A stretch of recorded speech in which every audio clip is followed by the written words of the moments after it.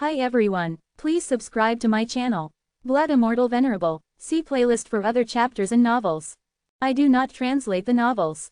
Credits goes to original translator and author of the novel. I only make it as an audiobook so it would be easier to just listen while doing other things. Credits goes to the author of the novel.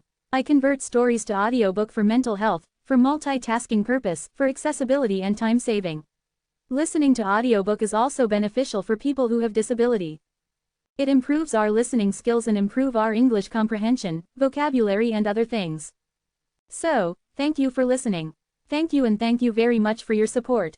Chapter 3201, The Buddha Region. Water suddenly gushed out and filled the surroundings of the palace. The temperature gradually reached an extremely low point, but the water continuously flowed without being frozen. However, as the water eventually made contact with Zen, a sudden unimaginable chill seeped into the deepest parts of his soul. He instantly lost focus and was flabbergasted by the uncontrollable piercing sensation brought about by the cold water. It's so cold, every part of his body was already trembling. The water rose quickly, almost submerging 4/5 of their bodies. Gong then said to Zen, "If you're able to hold on for 5 minutes, you pass. If not, then you fail." Soon, the rising water filled the whole palace, fully submerging both Zen and Gong. Zen's body heat quickly dissipated and his entire body grew stiff. It was a very dangerous situation as he couldn't even move an inch. "I can't take this anymore." Previously, during the test by Zhurong, the god of fire, Zen easily aced it as his body couldn't be harmed by fire. However, as he faced Gong, his weakness was exposed as he had so much difficulty in dealing with the low temperature that was overwhelming his body. Crack! Under the supreme pressure brought about by the numbing cold water, cracks began to appear on the surface of Zen's body. His flesh was gradually being torn apart. What scared him more was that as his body started to rip, he didn't feel any pain.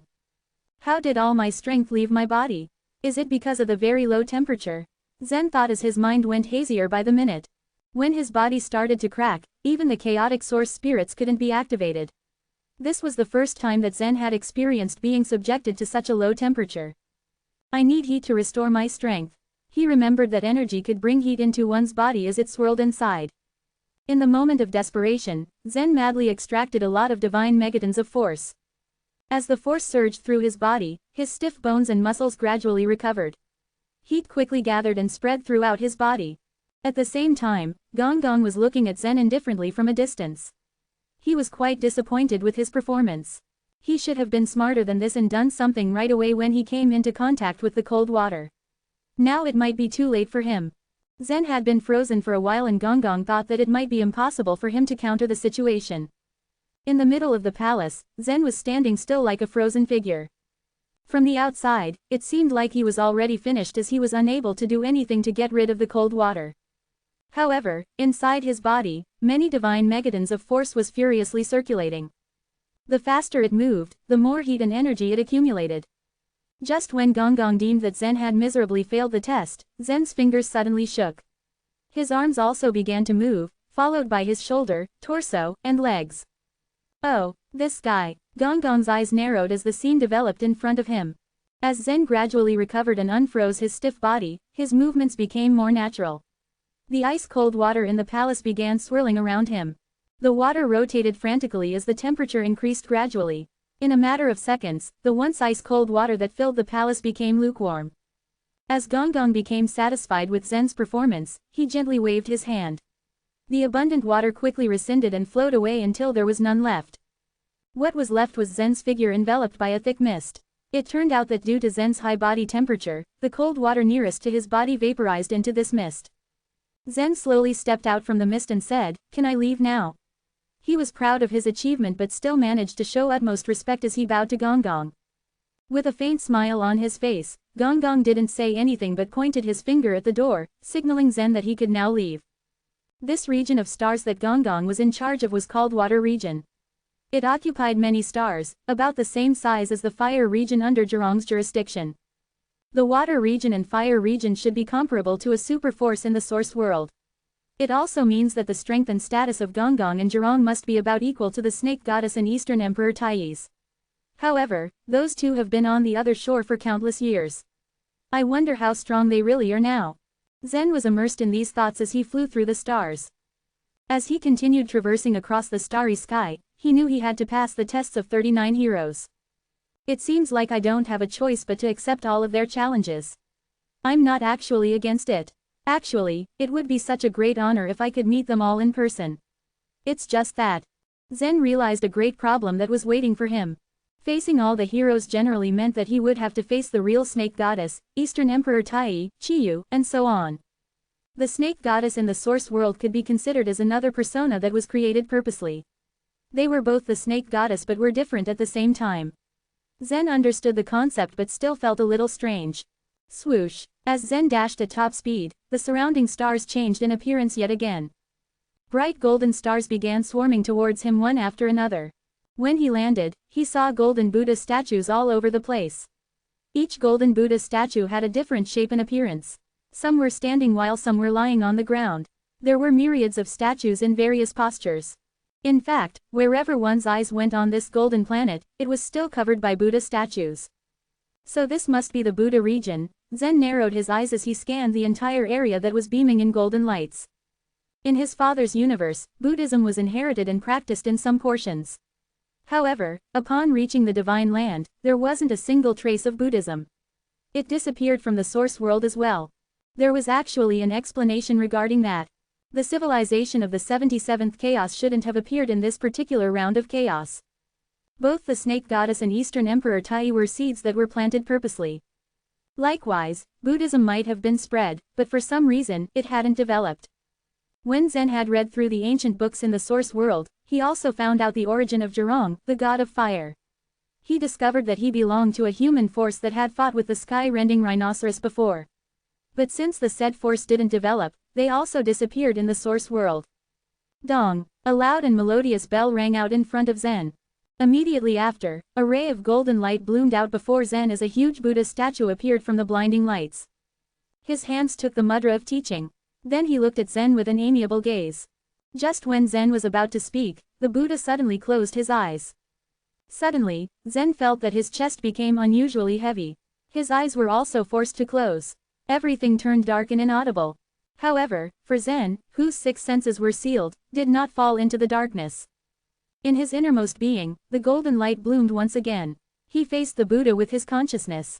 He saw that the Buddha was still staring at him with the mudra of teaching. With this, his innermost being was also sealed and he sank to the innermost being of his innermost being.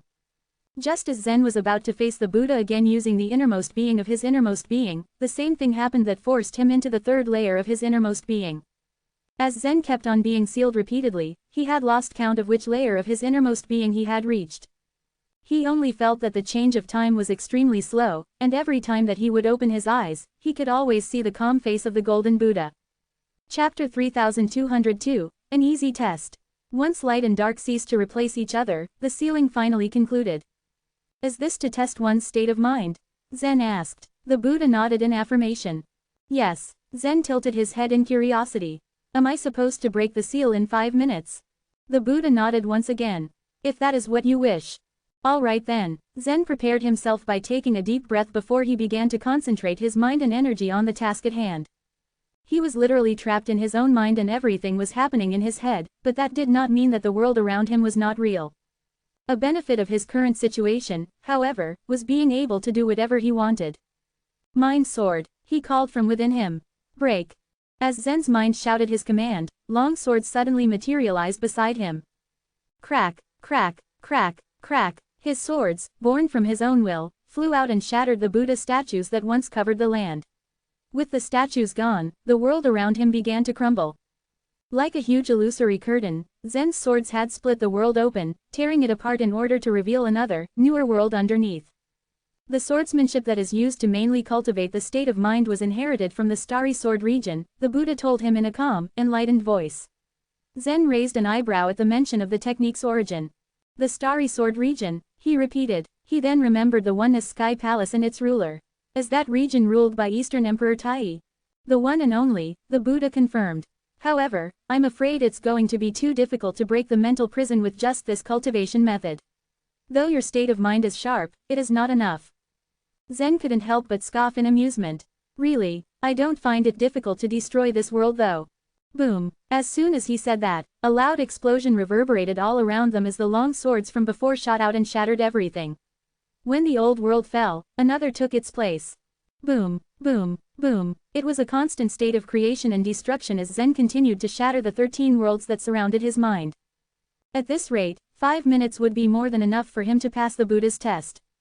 On the 14th world, Zen summoned his swords once again, but the number he was able to conjure was noticeably less. When he launched his attack, the world did not shatter and only cracked in a few places. Zen frowned and willed himself to try again. Mind sword, shatter. A gentle, understanding smile appeared on the Buddha's face. You're tired. Zen's state of mind was sharp, but his strength turned out to also be his boon. His mind was too sharp that it consumed a large amount of mental strength, which lessened his endurance. As the Buddha said, Zen felt tired. There is no standard for the cultivation of mental strength. I'm afraid I can't cultivate it, he sighed. The cultivation of the state of mind was mysterious and it was all up to one's own comprehension. You don't know how to cultivate it, but that doesn't mean you can't. I can teach you an omnipotent Buddha Thurji to enlighten you if you want, the Buddha said with a smile. Zen's eyes flashed at the Buddha's offer. An omnipotent Buddha Thurji. These 39 heroes were once considered the strongest figures in the past chaotic era. Though he did not know the Buddha's real name, Zen knew that he was still considered a master in Buddha region. His Thurji was no doubt unparalleled. Isn't this a test? Zen asked. Why are you offering to teach me? It didn't make that much sense to him. Why offer a lesson in the middle of a practical test? Whether it's a test or not depends on your own perception, the Buddha vaguely explained. Fate brought us together, so there is no need for me to test you. That explanation wasn't enough to clear all of Zen's apprehensions. This test was completely different from what he imagined. As he thought it through, the Buddha began to speak. A series of strange words reached Zen's ears, but since he was trapped in his mind, he couldn't really hear anything.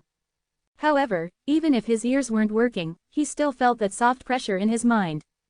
These words, they were all meaningless, but they were connected to each other since they had such a profound effect on him. Zen couldn't help but compare them to Sanskrit words as the pressure continued to build in his mind. When the Buddha ceased his chanting, the pressure had reached its peak and he felt a warm feeling flood through his head. The fatigue that previously plagued him was long gone and he felt extremely relaxed. Mind sword, boom, mind sword, boom. He was now back to shattering the worlds in one strike. If he felt himself getting tired, Zen merely activated the mind method that the Buddha just taught him. In no time at all, Zen had broken through all the sealed worlds and passed the Buddha's test. On top of that, he even learned an omnipotent Thurji. To say he was happy was an understatement. Zen, however, couldn't help but be curious. What's the name of this mind method? How does it have such a miraculous effect? It is named the Buddha mind method, and if you use it in reverse, it can trap your opponents in mental prisons, the Buddha answered. Zen cupped his hands in respect. Thank you. May I have your name? His reply was a mere smile.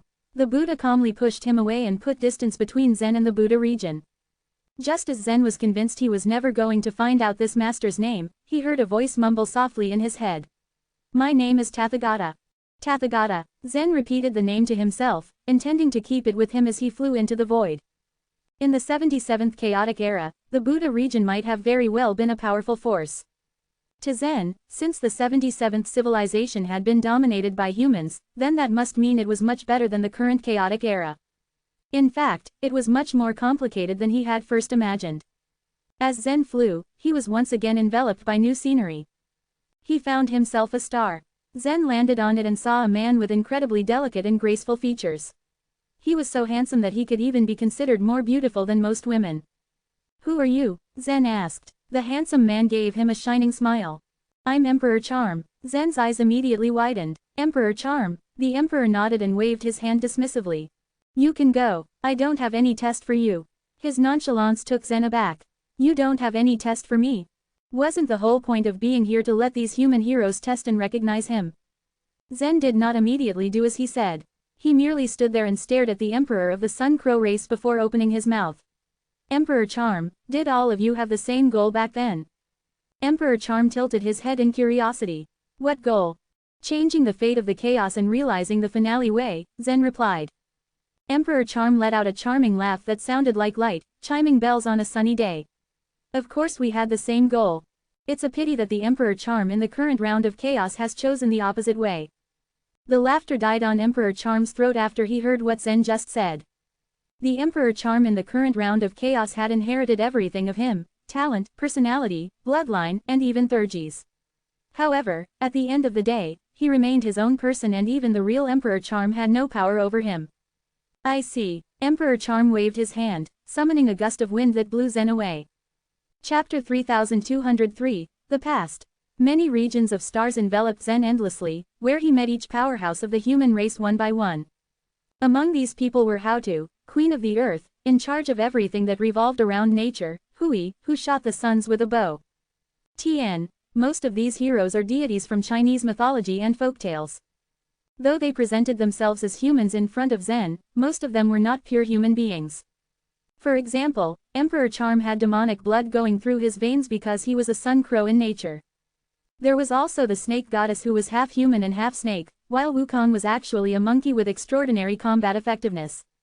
However, because these beings were all born in the 77th civilization, they all agreed with the human civilization. When Zen saw the snake goddess again, he felt strange. He knew the two snake goddesses were not the same person, but they could almost be considered one. They both possessed the power to read people's minds. I thought I would be the one to open the temple with the other shore key, the snake goddess said to Zen. How come it ended up being you? She was referring to the snake goddess in the source world. Is this a test? Zen responded, smiling at the snake goddess. Sort of. She shrugged. In fact, except Zhurong and Gonggong, other powerhouses didn't really test Zen. Zen didn't hide anything. To him, there was nothing worth hiding. Very calmly, he told the snake goddess how he obtained the last 6-pattern blood-storing seed, and how he had discovered the other shore key. Once he finished explaining, the snake goddess was baffled. I did not realize I'd not have the patience to obtain the last 6-pattern blood-storing seed. It's fate. You. The snake goddess hesitated and did not finish her sentence. After leaving the starry region the snake goddess was in, Zen made his way to enter another starry region, where he met Fuxi. Surprisingly, the Fuxi before him seemed to be the same as the one in the source world. Hey man, Fuxi called out. Am I powerful in the source world? Yes, you are, Zen responded lightly. In terms of pure strength, most powerful warriors in the source world were inferior to Fuxi. No one was ever willing to get into a fight with him. Well, how did the woman from the neighboring starry region treat me? Fuxi continued to ask. What? Zen was shocked to hear this, having just seen the snake goddess prior to Fuxi. Under the pressure of Fuxi, Zen bragged about his position in the Pear Hill before he let him go. After Zen left, a look of confusion spread across Fuxi's face. Among the 39 heroes, Fuxi was the most unwilling to accept his fate. What he thought was surprisingly the same as what the Fuxi in the source world thought. Not long afterwards, Zen met the divine farmer and the yellow Thirk. After both of them finally understood their incarnation's choices in the source world, they grew to become extremely grim. Both the divine farmer and the yellow Thirk were clear about their personality and their incarnations. Once they were determined on their own path, they would have to go on without hesitation. As the real them were trapped on the other shore, they couldn't do anything about it. Over time, more and more stars swept past Zen as he met the past powerhouses one by one. The 38th one. As another starry region enveloped him, he ended up at the top of a cyan mountain. Right before him stood a burly middle-aged man. Although the middle-aged man appeared quite different from Chiyu's energy soul Zen had met, he could still recognize the man at a glance. It was known by everyone that Chiyu in the Divine Land was already dead. He was naturally not as imposing as the one in front of Zen. My blood is flowing in your body, Chiyu pointed out. Are you my descendant? Zen smiled and nodded. You are my grandfather. Just then, Chiyu's face shifted from puzzled to ecstatic as he gave Zen a warm embrace. It was after a heated discussion that these powerful masters decided to place the 6-pattern blood-storing seeds in the Pear Hill. Before, it was assumed that the snake goddess was going to open the temple. However, it ended up being Zen, Chiyu's grandson. Chiyu said in surprise, it seems that the Nine Li race has developed well. The Nine Li region was a very strong existence in the 77th civilization, so Chiyu had no doubts of Nine Li race's power. Here's the thing, Grandpa. The Nine Li race was destroyed, and you were killed by the yellow Thirk and the divine farmer in the source world, Zen said, trying to soften the blow with his tone. Only some members of the race are still alive. Moreover, I've joined the Oneness Sky Palace. Chiyu's face stiffened for a moment, but eventually, eased up as he smiled helplessly. I didn't expect things would go this way, but I am more than proud to hear that you have opened the temple. Chiyu was never one to focus on the negatives. Even after hearing about the tragic ending of the 9 Li race, he was not disgraced.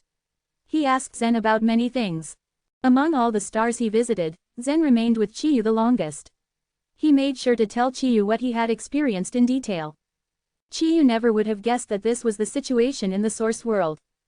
In the beginning, the plan of the human race was very successful. There were many civilizations in the source world, and this brought an upper hand for the humans of the 77th civilization. Unfortunately, the Bearing race and the Divine Farmer race ended up betraying everyone, which took them by surprise. After a few more hours, Zen eventually left the 9 Li region. The regions of stars that he'd visited positioned themselves above his head and spiraled around each other. Then the golden region of stars in the center shrouded him. Just then, Zen fell into the depths of the palace of a golden star. Green jade slips floated in the air, and the words on the slips were never-ending. Among the slips stood a statue-like being, which turned out to be a real person who faced Zen.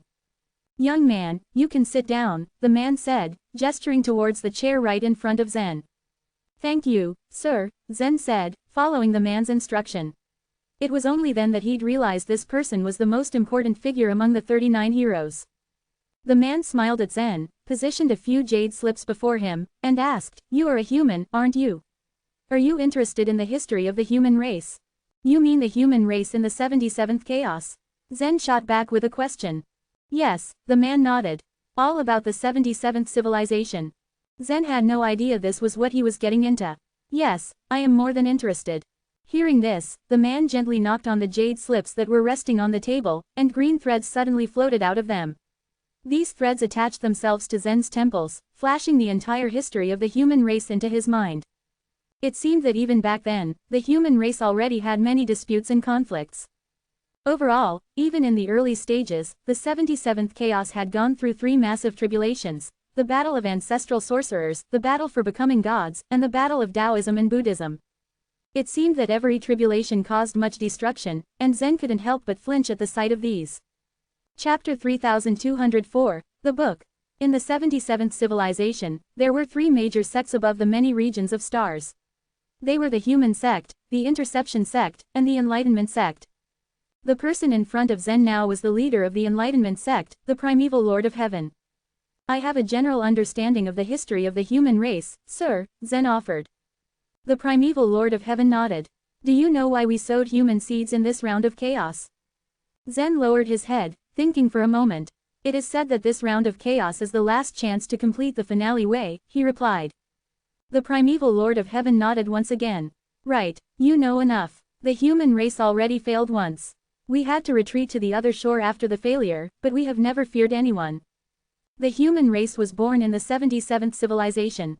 Before that, the 76 ruling civilizations had already established their foothold on the other shore. It was not easy for the human race to fight for a place, but our master led us all the way up." "Your master?" Zen looked confused. The jade slips didn't record who the Primeval Lord of Heaven's master was. However, it seemed that the leaders of the 3 major sects had had the same master. The strength of the Primeval Lord of Heaven might have surpassed that of the Wing King of the Regal Jade civilization. The strength of the 3 leaders' master must have been even greater. "The records about my master have been erased by me. The memories related to him can't appear in the mind of any creature on the other shore. Even I can no longer recall what he even looked like," the Primeval Lord of Heaven admitted. "That explains it. That's why only 9 people were recorded to have attempted completion of the finale way, when there should have been 10, Zen exclaimed. From the memories, he had seen the human race embark on the finale way and fight against that needle. King Maynard had once mentioned that the human race was well prepared with a variety of methods to complete the finale way. Compared to them, the solution of the Wing King of the Regal Jade civilization actually only ranked 8th.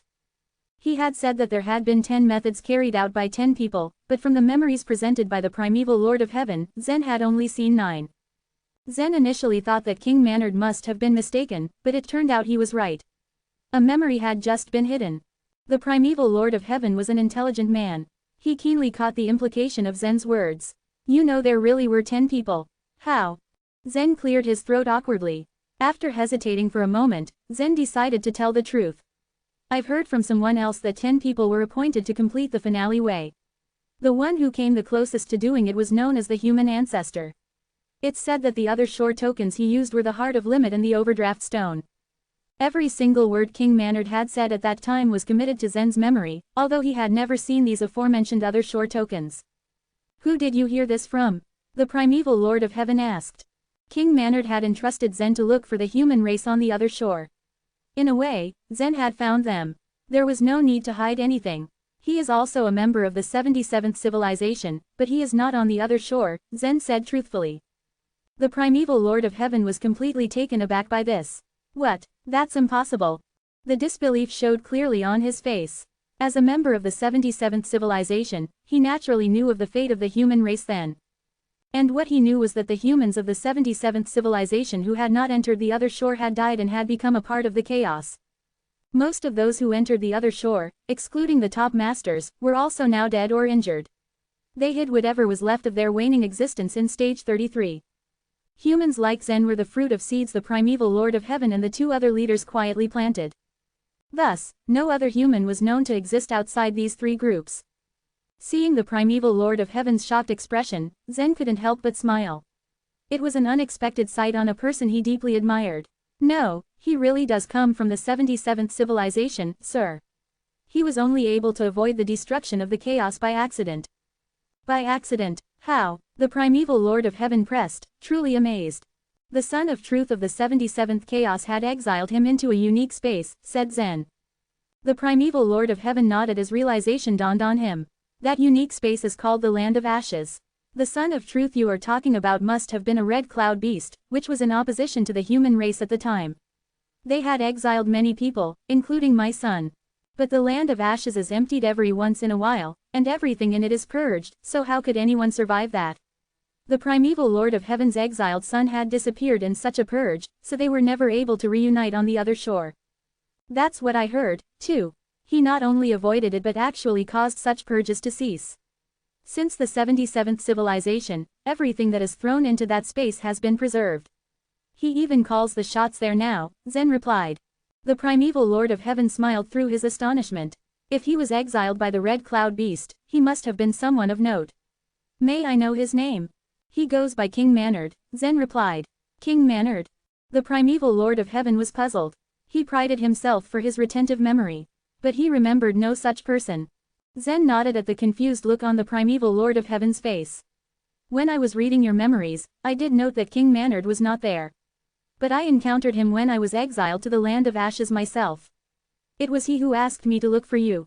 Zen began to detail all he had experienced and learned in the Land of Ashes. The primeval Lord of Heaven didn't seem surprised hearing about the abstruse energy world. It seemed he was already aware of it. His eyes shone brightly after Zen finished retelling his encounter with King Manard. So, he actually wants to create another other shore. Ha. Unfortunately, because of the limitations of the rules, King Manard can't enter the chaos, nor can he enter the other shore. I can, however, if you want to send him a message, I can relay it for you, said Zen. No need to hurry, the primeval Lord of Heaven said. With this, he waved his hand. Their surroundings dissolved in an instant. The stars and the world turned into nothingness.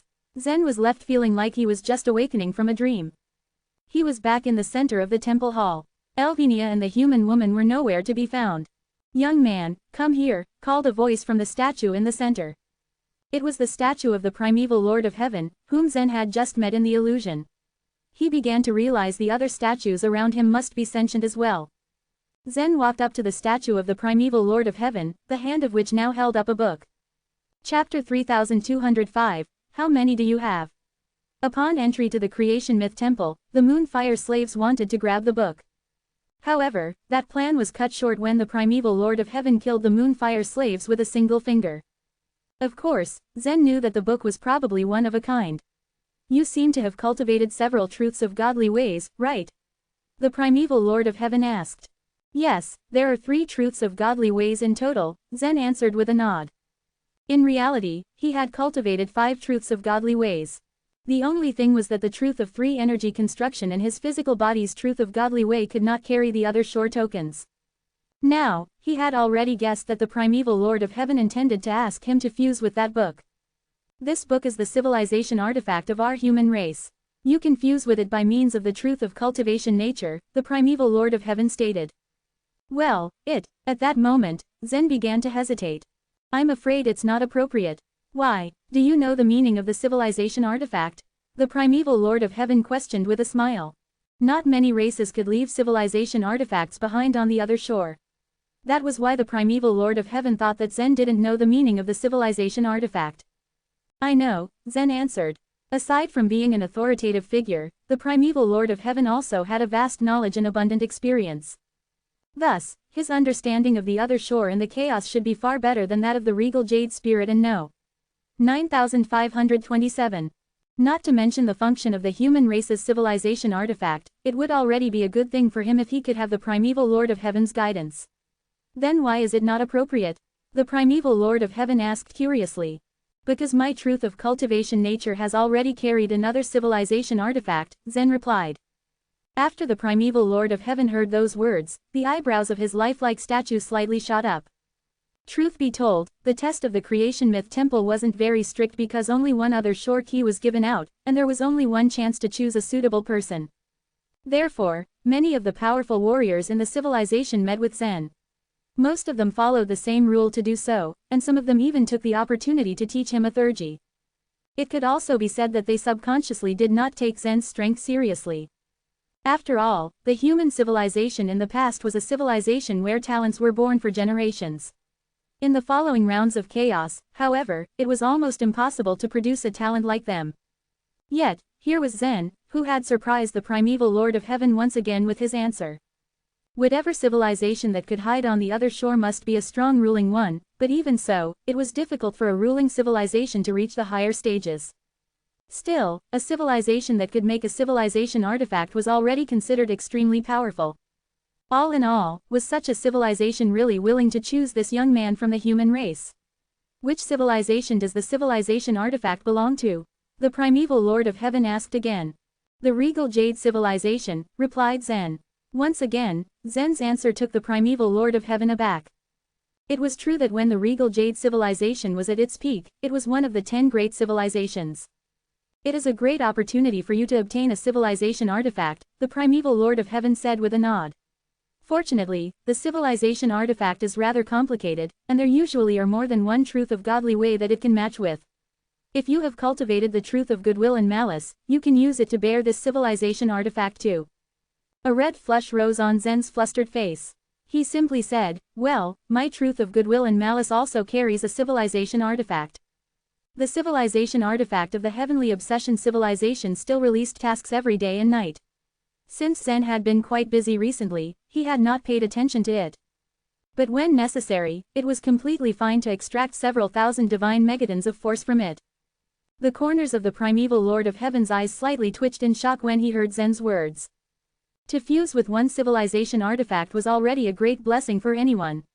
Yet, this man in front of him had already fused with 2 civilization artifacts, and now he was going to fuse with the third. Just then, the primeval Lord of Heaven turned his head and his gaze fell on Chiyu's statue. Chiyu's statue glowed with a red light, and all of the 3 heads had a gentle smile. Although the seeds they had sowed failed to meet their expectation, he was a little proud that such a young man had appeared in the 9 Li race. Furthermore, even though he was not Chiyu in the source world, the blood of the 9 Li race that Zen had inherited was genuine. Then you only have the truth of eternal sword intent left, the primeval Lord of Heaven said. Then, this time he cautiously asked, has this truth of godly way fused with another other shore token? No, the truth of eternal sword intent carries the strength god totem. This other shore token needs to be replaced, Zen answered. Perfect, let's begin to bear the civilization artifact now, the primeval Lord of Heaven exclaimed. With a wave of the primeval Lord of Heaven's hand, both Elvenia and the human woman were thrown out of the starry illusion not far away. He glanced coldly at the woman and said, I won't kill you not only because the rules prevent me from doing so. Though I can't kill you inside the temple, it's still easy to trap you to death with the illusion. Naturally, the woman was shocked and her face was immediately drained of color. She knew that they couldn't kill her in the creation myth temple, but the illusion was under their control. There must be many other ways to deal with her, but she still foolishly went inside the illusion. The snake goddess has already told you what you need to know. Remember to relay those words to my junior fellow disciple. You can leave now, the primeval Lord of Heaven hissed. After the human woman had passed the tests of 6 desires, she met the energy soul of the snake goddess. Since the two of them were members of the same race, the snake goddess was clearly the suitable being to inform the woman of those words. Before the human woman left, she looked at Zen with an unreadable expression. She wanted to remember his appearance. Unfortunately, his figure was blurry so she couldn't see him clearly. Sadness filled her heart, and she walked out of the creation myth temple. Meanwhile, Zen was also dumbfounded. The junior fellow disciple of the primeval Lord of Heaven. Based on the memories that the primeval Lord of Heaven had given him, he knew that he had a senior fellow disciple and a junior fellow disciple. His senior fellow disciple was the leader of the human sect, and his junior fellow disciple was the leader of the interception sect, Grand Master of Heaven. Did the Grand Master of Heaven betray the human race on the other shore and become a member of the Nihility race? Zen guessed. As his thoughts flooded his mind, the human woman was already gone. Then, the primeval Lord of Heaven held the blue book in his hand and gently raised it towards the sky. Boom, boom, boom, there was a deep rumbling sound as the entire temple began to shake. The strategy the human race had chosen was quite similar to that of the Regal Jade civilization, but there was also an essential difference between them. The Regal Jade civilization hid in the lower stage. The human race was even stronger, so they stood on stage 17.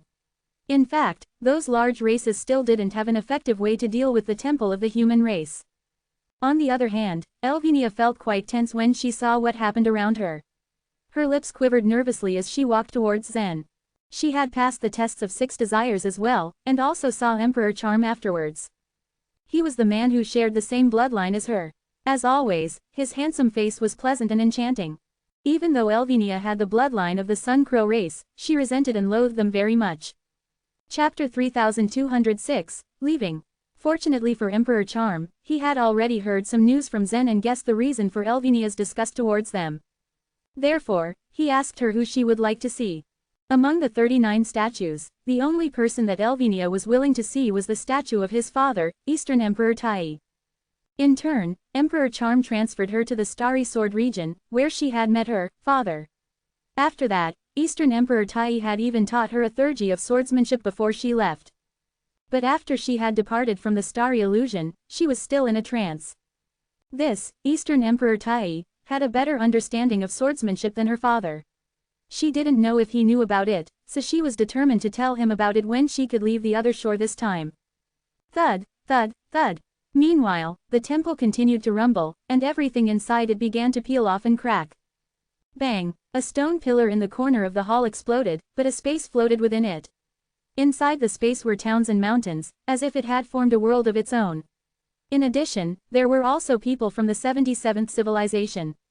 It turned out that after the humans had decreased most of their forces, the majority of the humans on the other shore entered hidden spaces. Whoosh! At that moment, the space flew to the book. Boom! Another stone pillar shattered, and the space hidden inside it rushed into the book too. After 18 stone pillars were destroyed in a row, 18 spaces showed up. It seemed the world of the human civilization was bigger than that of the Regal Jade civilization. When the 18 spaces rushed into the book, the statues also broke, and all the energy souls quickly rushed into the book as well. The civilization artifact of the humans was similar to that of the Regal Jade civilization, but there were some key differences between them. The primeval Lord of Heaven, the Snake Goddess, Fuxi and all the other powerful masters had their real bodies in stage 33 of the other shore. Their presence now was just in the form of their energy souls, which was a bit like the form of No. 9527. Besides that group of 39 people, the book had also absorbed most of the 77th civilization's possessions. On the contrary, such was not the case with the Regal Jade civilization. The Regal Jade city was still located in the dark region of stage 13 of the other shore. Nevertheless, Zen could still borrow many divine megatons of force from it through the civilization artifact of the Regal Jade civilization. The big difference between the two civilization artifacts was because after Zen had visited the 39 heroes, he had gotten their full trust. Swish, swish, swish. The book was like a bottomless black hole. The huge temple continued to collapse due to the constant absorption. The whole scene looked like a process of a building being weathered by time, as its fragments quickly flowed into the book. It wasn't long before Zen, Elvinia, and the primeval Lord of Heaven were the only ones who stood there. The temple had already disappeared, and only the remnants of its foundation were left. Both Zen and Elvinia had seen the temple's foundation when they had first found the temple. Now, if it wasn't for the statue of the primeval Lord of Heaven nearby, Zen would have thought that it was only a dream. Bear it, whoosh. At that point, the primeval Lord of Heaven's statue began to weather as well. His energy soul rushed into the book, and the book floated towards Zen. Zen took the book in his hand and looked at it for a while, before he handed it to Elvinia. Why? The primeval Lord of Heaven's voice came from within the civilization artifact. Since the book was now a civilization artifact and was given to Zen, the primeval Lord of Heaven naturally didn't want it to be in another person's hands. My corporeal body can't bear the other shore token. Only when my soul returns to the other shore can I bear it, Zen explained. He clearly couldn't change the rules on the other shore, so he could only ask Elvinia to help him pass this other shore token to his soul of light.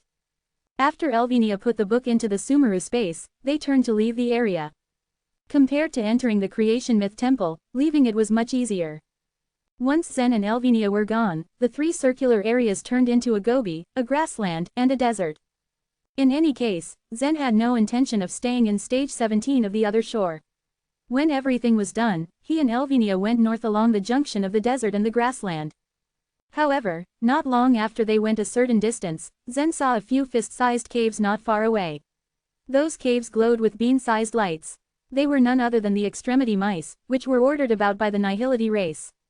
Whoosh! In the blink of an eye, Zen dashed forward and headed straight for those caves. When the extremity mice that hid in the caves saw who had come for them, they burrowed even deeper inside. The Nihility race would most likely not give up on the temple. Thus, there might be huge trouble if he let these extremity mice monitor their whole journey. He stretched out his hands and grasped on the ground. Many divine megatons of force suddenly blew up, and then slammed down heavily against the caves.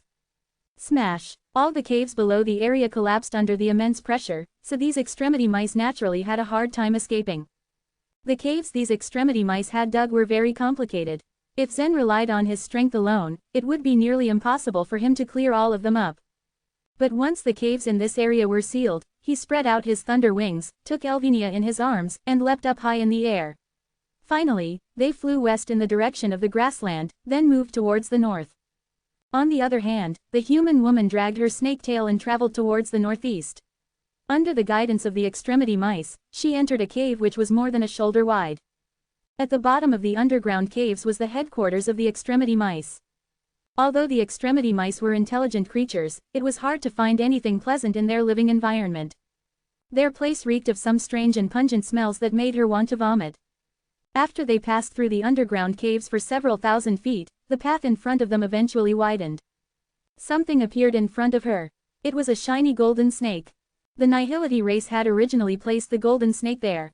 After the extremity mice had seen Zen and the Moonfire slaves earlier, they had relied on this golden snake to pass on the news for them. Just then, the woman reached out her hand and gently stroked the golden snake's head. The golden snake, which appeared to be carved out of gold, suddenly opened its eyes and stuck out its tongue. Hiss, hiss. After the golden snake confirmed the woman's identity, it circled around her body. Aside from being used to convey information, the golden snake could also tell if the person who had sent the information was lying. When the snake was done circling around the woman, its head approached her and said in a strange voice, "Has the temple opened?" "It's opened," the woman replied. "Did you see them?" The strange voice from the snake's mouth asked rather excitedly. "Yes, I did, but I was driven out," the woman answered in a low voice. A heavy silence filled the air. This time, not only did she lose a Nihility spirit, but she also absolutely failed her mission. Hiss. The golden snake that was wrapping around the woman suddenly shrunk and let out an ear-piercing sound. Even though this woman came from a high stage, it was hard for her to resist such a tight force, especially when her strength was subdued by this stage.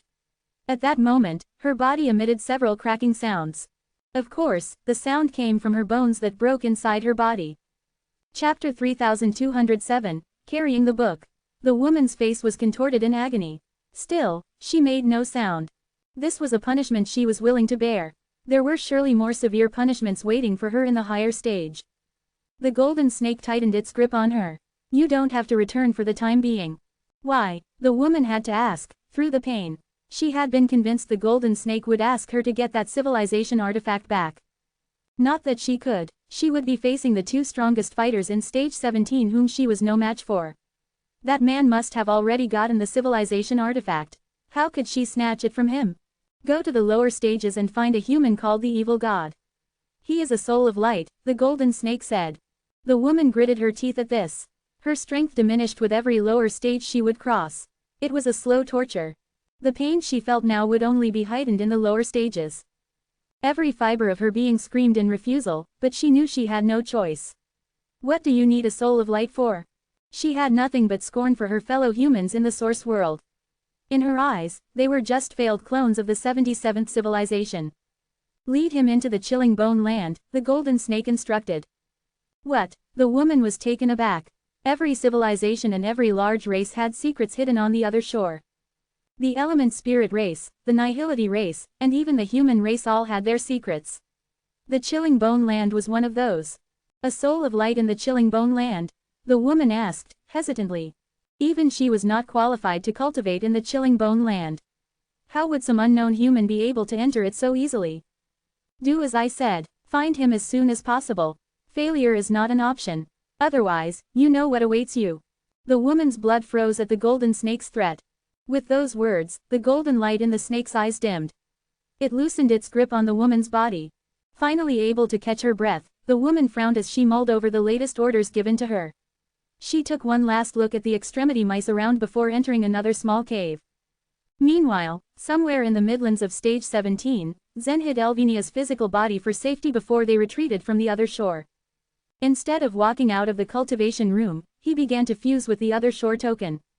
The aura of the truth of eternal sword intent slowly spread out, and the book slowly descended in his inner world. Whoosh! The primeval Lord of Heaven flew out of the book and hovered high in the sky. His eyebrows knitted together as he looked down. Why is this inner world a primitive land? Another figure floated out of the book. It was Zhurong, one of the 39 statues. Whoosh! Whoosh! Whoosh! The energy souls rushed out of the book one after another, taking in their surroundings. Like the primeval Lord of Heaven, they were puzzled at the state of Zen's inner world. They had never heard of an inner world turning into a primitive land. Interesting. How was this guy able to do this? Fuxi asked as he scanned the landscape. The snake goddess next to him shook her head. She fixed her gaze on the primeval Lord of Heaven. This primitive land is. We have to fight for the source world, the primeval Lord of Heaven suddenly pronounced, interrupting the snake goddess. Zen overheard the conversation clearly, his manifestation floating near the others. So they still wanted to do battle for the source world. As Zen absorbed the implication of these words, the primeval Lord of Heaven turned to look at him. Why is your inner world like this? Zen didn't need to hide anything. With a sheepish smile, he briefly explained the primal chaos technique in his master Bromley. The regal jade spirit had also been perplexed when he first saw this primitive land. He knew well of the primitive land, but it had been his first time to actually see an inner world like it. The primeval Lord of Heaven turned over what Zen said in his mind. He had an idea what this primitive land meant, but he was uncertain. In the end, he waved the thought away. He looked at Zen steadily. Carry the book and we will help you. Zen did not hesitate to do so. It was easy to carry the book under the protection of the primeval Lord of Heaven. Chains wrapped around the book. It was thus ready to be born. The three civilization artifacts now hovered side by side, emitting an indescribable aura. Just then, a figure floated up toward the assembly. It was Jeffrey.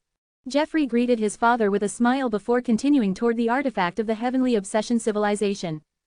A mechanical voice piped up from the artifact. The Earth-level third-class task. Occupy and expand the Crimson Divine Kingdom. Task accepted. Jeffrey responded promptly. Buzz. With a beam of light, the civilization artifact designated the task to Jeffrey. With this accomplished, Jeffrey cupped his hands and bowed to Zen before flying away excitedly. All this time, Zen hadn't paid much attention to his inner world. He closed his eyes now and focused. All memories of Jeffrey's activities in his inner world flashed across his mind. It was only then that he realized Jeffrey was undergoing cultivation in a special way. Jeffrey had taken the regal jade spirit as his teacher and had been working very hard to cultivate in Zen's inner world. However, he had yet to reach the other shore realm in this way. The body-refining cultivation method the regal jade spirit taught him was exceptionally mysterious.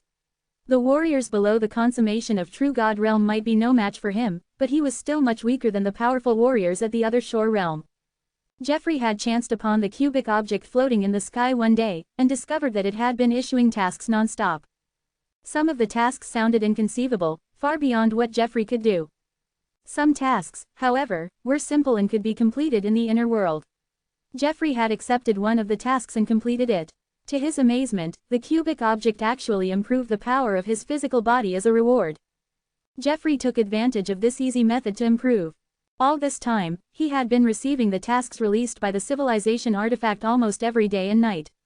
With the completion of each task, his physical body and strength became more and more powerful. He now could release 30 divine megatons of force. This amount of power was just normal for Zen, of course. But it was enough to qualify Jeffrey to become a flag master in the Dragon City. Jeffrey hadn't even stepped into the Sea of Truth yet. As Zen was lost in his thoughts, the primeval Lord of Heaven and the other energy souls sized up the other two civilization artifacts. Every civilization artifact represented the civilization behind it. The primeval Lord of Heaven had been raring to meet the regal Jade Spirit. But they soon found they couldn't communicate with the heavenly obsession civilization at all. Chapter 3208, Confusions. The regal Jade Spirit was glad to see the human beings arrive. He had learned about powerful human warriors from King Maynard. They were a race that had almost disappeared on the other shore, and were once powerful enough to contend with the element spirit civilization. Most importantly, they shared the same interests as the regal Jade Spirit. After speaking with him, the primeval Lord of Heaven asked Zen to release the people from within the civilization artifact. There were a total of 18 independent spaces in the creation myth temple and hundreds of thousands of people in each space. A considerable amount of them were born on the other shore, but nearly half of them came from the 77th civilization. These were not the most powerful humans at the time, yet they still held high positions. Zen obliged the primeval Lord of Heaven. However, since so many humans would be added to his body, he required a new space. With a flash of his mind, in the distance, the chaotic sea began trembling. From beneath the water's surface, a gigantic mound of some sorts broke through, splashing water in all directions as it emerged. Just like that, a new continent came into being. Primeval Lord of Heaven, please place the spaces there, on that new continent, requested Zen. The primeval Lord of Heaven waved his hand gently and the pages of the book began flipping over. The 18 spaces descended from the sky onto the continent. Humans began walking out in small groups, looking around the new world with varying reactions. Energy souls, such as Fuxi, Chiyu and Gonggong, flew down and guided their respective clansmen. Now that they had been assigned to this continent by Zen, naturally, they would rebuild their homeland here. These people had been hiding in the temple for too long. Since the humans lost, most of the weaker ones had been hiding in the spaces in the creation myth temple. After countless years, they were finally able to see the light of day again, so it was only natural to have mixed feelings about it. Looking at the humans brought up some questions for Zen. Primeval Lord of Heaven, as far as I know, my inner world is a primitive land. So these humans should be viewed as returning from the other shore to the chaos, right? Zen asked curiously. As a leader of the humans, the primeval Lord of Heaven was extremely knowledgeable. But Zen's question stunned him, left him trapped. In principle, the other shore and the chaos were two worlds separated from each other. Once someone entered the other shore, there was no way back. During the past more than 1,000 chaotic eras, the creatures on the other shore had tried to influence one civilization after the other, but none of them had come to the chaos. This truth had still not changed thus far. The primeval Lord of Heaven had used a loophole on the other shore to let human seeds descend. Other races had done the same thing, causing the chaotic phenomena in this round of chaotic era. However, all they sent down were seeds, not their real bodies. Even though the true body of the primeval Lord of Heaven was incredibly powerful, once he left the other shore for real, he would be killed by the truth in an instant. No other possibility existed. The primeval Lord of Heaven paused a moment before nodding and saying, indeed. The primitive land and the inner world are two different concepts. Every primitive land is located in the chaos. Of course, we are coming to the chaos, the snake goddess chimed in from the side. But why didn't the truth punish them? Zen asked, somewhat confused. Carefully thinking back, he realized that his inner world had been a primitive land for a long time. That meant, as soon as he carried the first other shore token, he had brought something from the other shore to the chaos. The primeval Lord of Heaven narrowed his eyes and thought a while, a bitter smile forming. The source world was another primitive land, but it did not serve as anyone's inner world. It was the countless creatures in the source world that carried the other shore tokens. It was certainly the first time he had met an exception such as Zen, and so he had no answer for him. Perhaps it's because this place is not connected to the outside world. If it is really connected to the chaos, we energy souls, and them, and even the other shore tokens will not survive, the snake goddess speculated. It's indeed possible, said the primeval Lord of Heaven. From this point of view, entering Zen's inner world was not advantageous. It might in fact cause unforeseen trouble. Then what should we do? Zen asked, now frowning as well. The primeval Lord of Heaven offered some words with a faint smile. Don't worry. Every problem has a solution. A primitive land has its own significance. Since such a primitive land came into being within your body, there will naturally be a solution. Let's take it easy and find it. He was very fond of exploring unsolved mysteries, and this was the purpose of his enlightenment sect as well. He had already lived unimaginably long, and yet he still explored everything he could tirelessly. You're right, Zen nodded. His inner world was situated in a corner of the chaos. It wasn't large, and the chances of it being found were slight. There was no need to worry. In stage 13 of the other shore, the evil god received a message from Shira. It told him to wait at the foot of the heavenly river mountain in stage 14 of the other shore. In the past he would not have obeyed an order from Shira. In fact, he had disobeyed her many times in his brief stint on the black ship. Right now though, he was left with no other choice. He had to stay on the other shore in exchange for a brief window of freedom. After receiving the order, the evil god passed through the energy whirlpool and headed straight for the Myriad Spirits City. Zen had reserved Soul Crystal for the evil god in the Myriad Spirits City. He hadn't meant to use it at first. He could strengthen himself by simply devouring souls, so it was not an urgent need.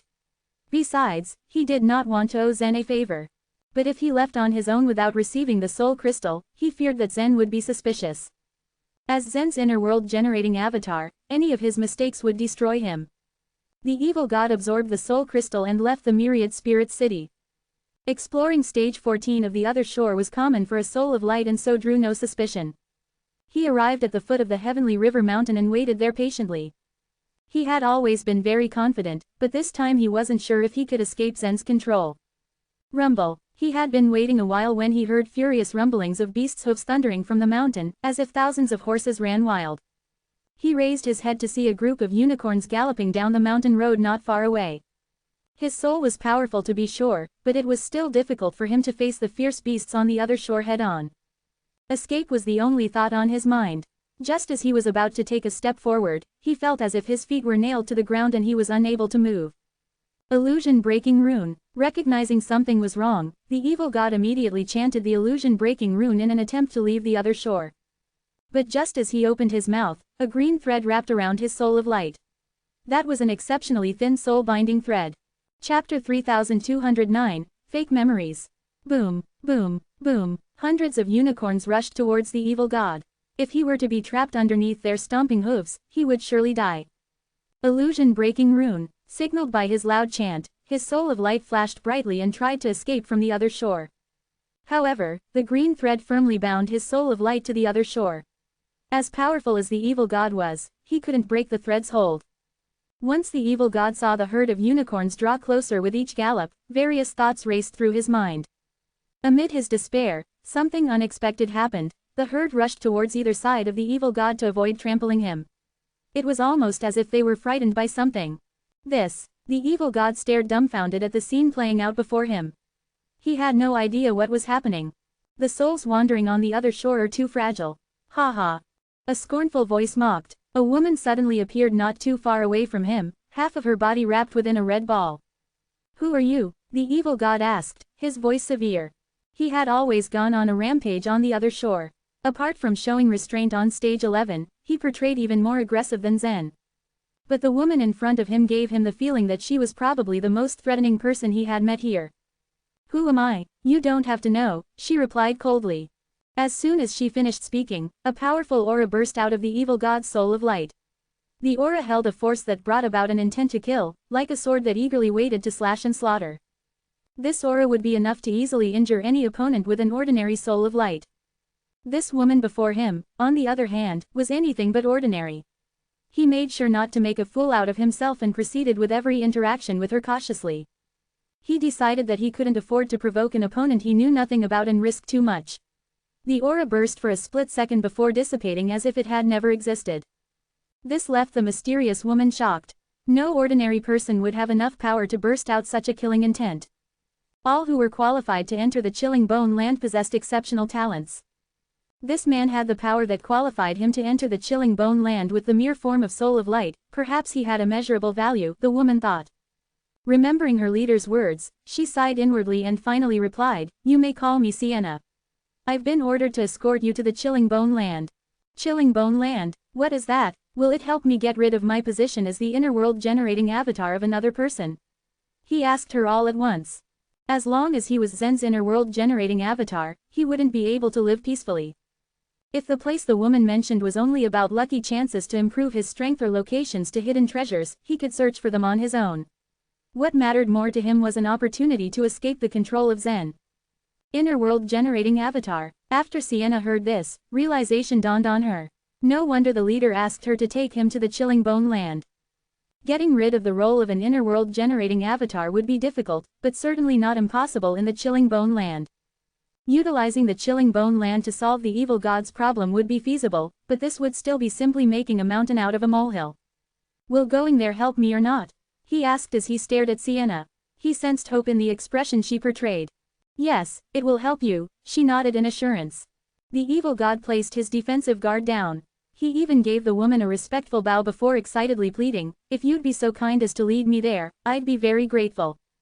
This was probably the only time he remembered acting so courteous to someone throughout his entire life. Slightly smug at the success of her offer, she replied, "Follow me to the upper stages." As the red ball wrapped around the lower part of her body began to float, she flew up to the mountain, the evil god tailing behind her. Just as they arrived in front of the star ring, the evil god's expression suddenly changed. Sienna turned around and noticed the strange change in the evil god. "Is something wrong?" she asked. "Someone is forcing me to wake up," the evil god said nervously. This trip would help determine whether he could finally be free or not. Once extremely arrogant and fearless, the evil god now found himself restrained and humbled by the opportunity. No one would normally wake up a warrior cultivating on the other shore unless a major change was about to occur or there was something of great importance to discuss. "You can make up an excuse. Tell them you've entered a temple and that you can't leave the other shore," Sienna suggested.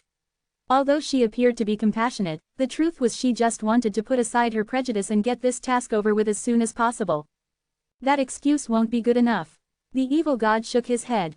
As soon as he entered the myriad spirit city, he had the feeling that Zen had complete control over stage 14.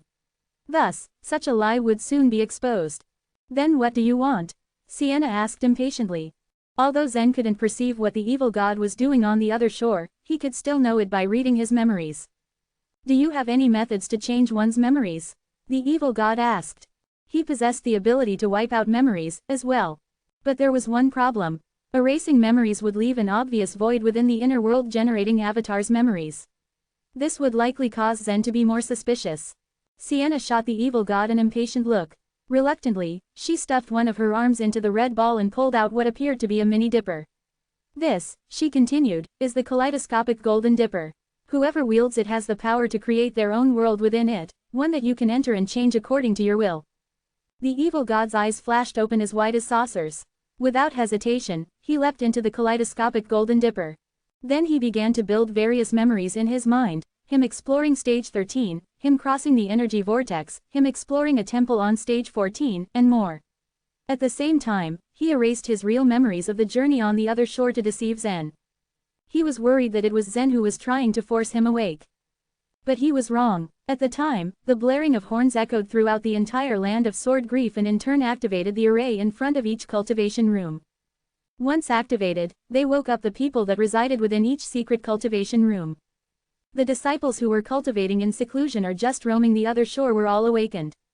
Save for a few disciples who were within the temples and were unable to part from the other shore, those other disciples on the first to the third floor walked out of their cultivation rooms upon hearing the horns. Zen had long retreated from the other shore and had been studying the civilization artifact of the human race.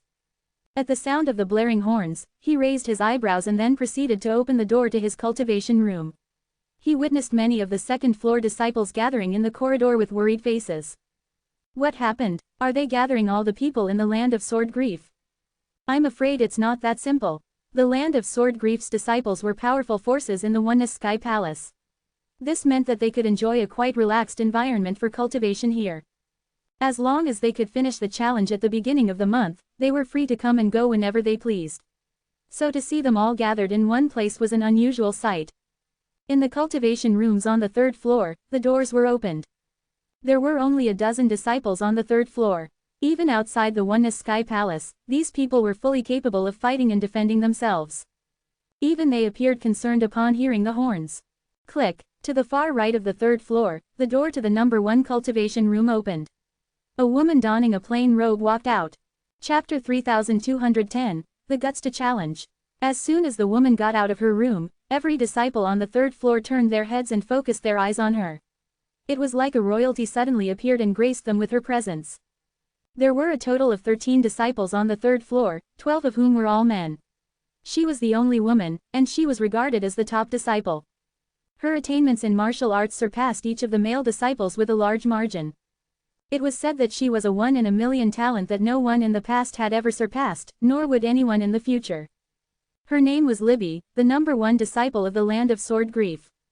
In terms of gender, she didn't really have a special advantage in cultivation. However, when considering her age, she was the youngest amongst every disciple. On top of it, every disciple on the third floor was inferior to her in terms of strength. "Oh Libby, have you finished your cultivation?" A handsome man quickly approached her.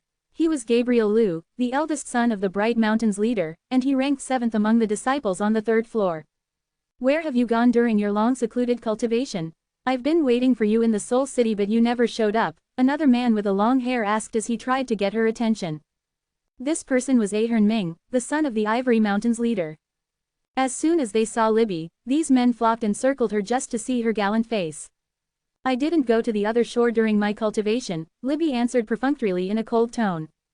"Then, did you make progress in your theurgy?" Gabriel inquired, trying to somehow change the awkward mood. Libby shook her head as her eyes diverted to the outside of the building. "We have to go now. Master Gorin has arrived." Immediately after she finished speaking, she took a gentle step forward. In a flash, she had descended from the third floor to the front of the building, making it seem like the distance between the two spots was just a couple of steps away. "Glad to see you again, Master Gorin," Libby greeted politely.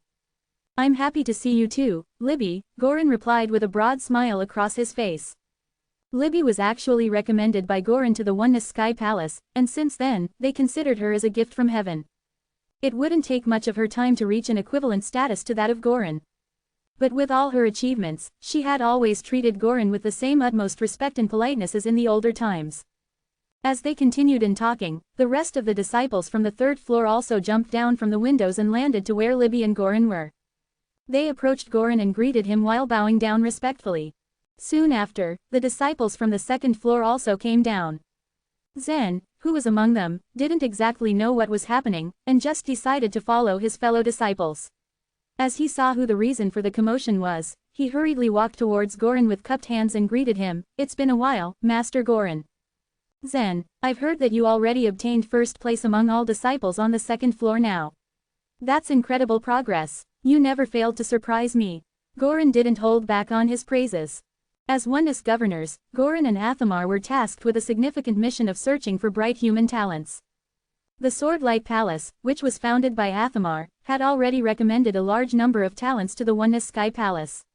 However, despite the great number of disciples that they endorsed, only a few of them were considered to be outstanding. On the other hand, Gorin eyed for quality over quantity. He had only recommended a small number of disciples since then, one of whom was Libby. But with Libby's endorsement alone, Gorin garnered a higher reputation than any of the other Oneness governors. Every time they would talk about Libby's achievements, even Athamar couldn't help but sigh in awe. It was a unanimous belief that Libby was probably the greatest disciple to exist since the establishment of the Oneness Sky Palace. It also came up in conversations that it might be just a matter of time before she became a mountain head. Such an excellent disciple was truly unprecedented. It was almost carved in stone that the Oneness governors regarded that no one would ever be able to measure up to her. However, all of that changed a few years ago when Gorin met another promising disciple who had all the capabilities of surpassing even Libby. That was Zen. "So that's the disciple who suddenly ranked first on the second floor." "Yeah, I've heard about him. On the first day that he joined the land of sword grief, he became the top disciple on the first floor. Then, about 2 months later, he ranked first among the disciples on the second floor. It's kind of preposterous to say but his progress is even faster than Libby's." The disciples on the third floor had heard the news about Zen. However, since they rarely came out and halted in their cultivation, this was their first to actually see him in person.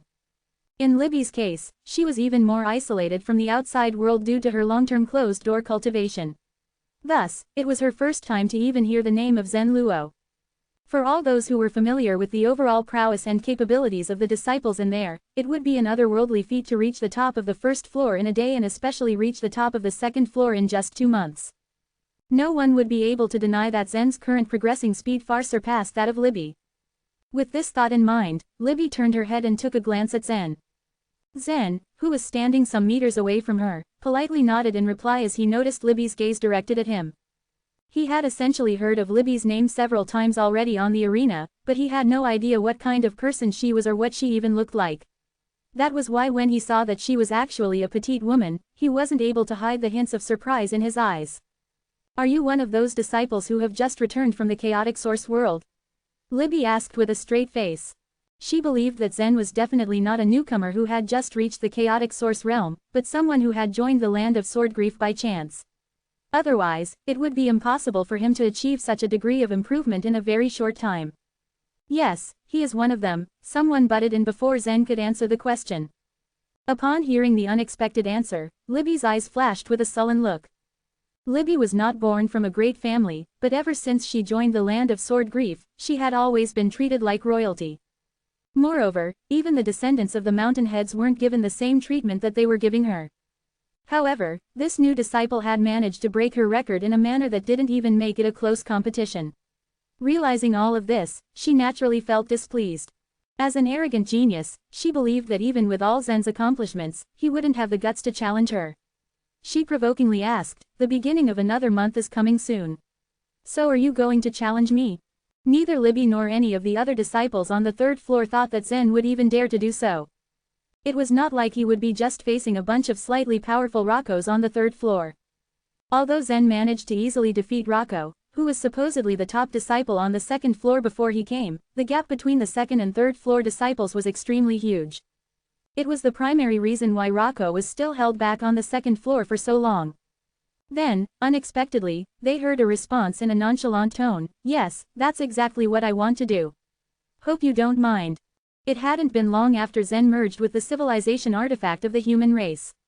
He had been exploring the uses of the book he acquired. The primeval Lord of Heaven told Zen that he would grant various abilities into the book according to his needs. In that book, there were the energy souls of the 39 human heroes. Although the energy souls were not as strong as their real presences, they had fully inherited their theurgies. Just imagining that all these abilities could be utilized through the book, any opponent during combat would surely tremble. However, it was such a pity that Zen wasn't able to test the book's prowess on the arena in the land of Swordgrief. However, Zen had also absorbed a large amount of body-strengthening jades. Though his physical body had not yet reached its limits, it wouldn't be long before he could have a breakthrough and reach the wild god body realm. This will be a good chance to test the increase of power in my physical body. This was the thought inside Zen's mind as he answered Libby's question with a straight face. When it came to the competition to recognize the first place in the land of Swordgrief, Zen didn't really pay much attention to it. He had a deeper goal in mind that was of more significance. Unfortunately, his answer was obviously wrongly perceived by the disciples on the third floor. All they heard was a response from someone full of himself. "Hey, did you hear that? He actually has the guts to challenge Libby. I admit that he is a rare genius, but is he thinking that he could just really be on par with someone from the third floor? This guy is mocking us." On top of that, of all the third floor disciples, he wanted to challenge Libby. What a sick joke. The male disciples from the third floor hurled out insults in response to Zen's misplaced confidence. Their words reached Zen's ears, but he didn't seem to mind them in the slightest. It's kind of funny because the disciples from the first and second floor said the exact same thing when I challenged Cleon and Rocco, and you knew what happened next. I wonder if you would still wear those smug faces, once I make you eat your words, Zen fired back with a subtle smirk. Chapter 3211, The War. Ahern snorted coldly as soon as Zen finished speaking. Cleon and Rocco aren't powerful. How can those two good-for-nothings compare to Libby? His words weren't lost on Rocco and Cleon who were standing within earshot. Both men's faces paled when they heard Ahern's words. The two of them were famous in the land of Swordgrief, but here was Ahern, who readily sneered at them and easily branded them as good-for-nothings. Cleon had an extraordinary background, but it was nothing compared to Ahern, who was a disciple on the third floor and was set to be a oneness governor in the future, hence why the latter did not take him seriously. Zen's confidence also surprised Goran. Did his cultivation increase in such a short period of time? Goran fixed his eyes on Zen and Libby. I'm also looking forward to this challenge, but I don't think today is the right time, as I have something important to announce. Around 90% of the Land of Sword Grief's disciples were gathered in front of Goran. What he was about to tell them was definitely no small matter, since he gathered almost all of them here. Once the chattering quieted down, everyone waited to hear what Goran had to say. The mountain viewing province has been attacked and conquered, he announced. This sudden news threw everyone in an uproar. Has the Grand River Fortress been captured? Impossible. If the mountain viewing province has been conquered, then does that mean?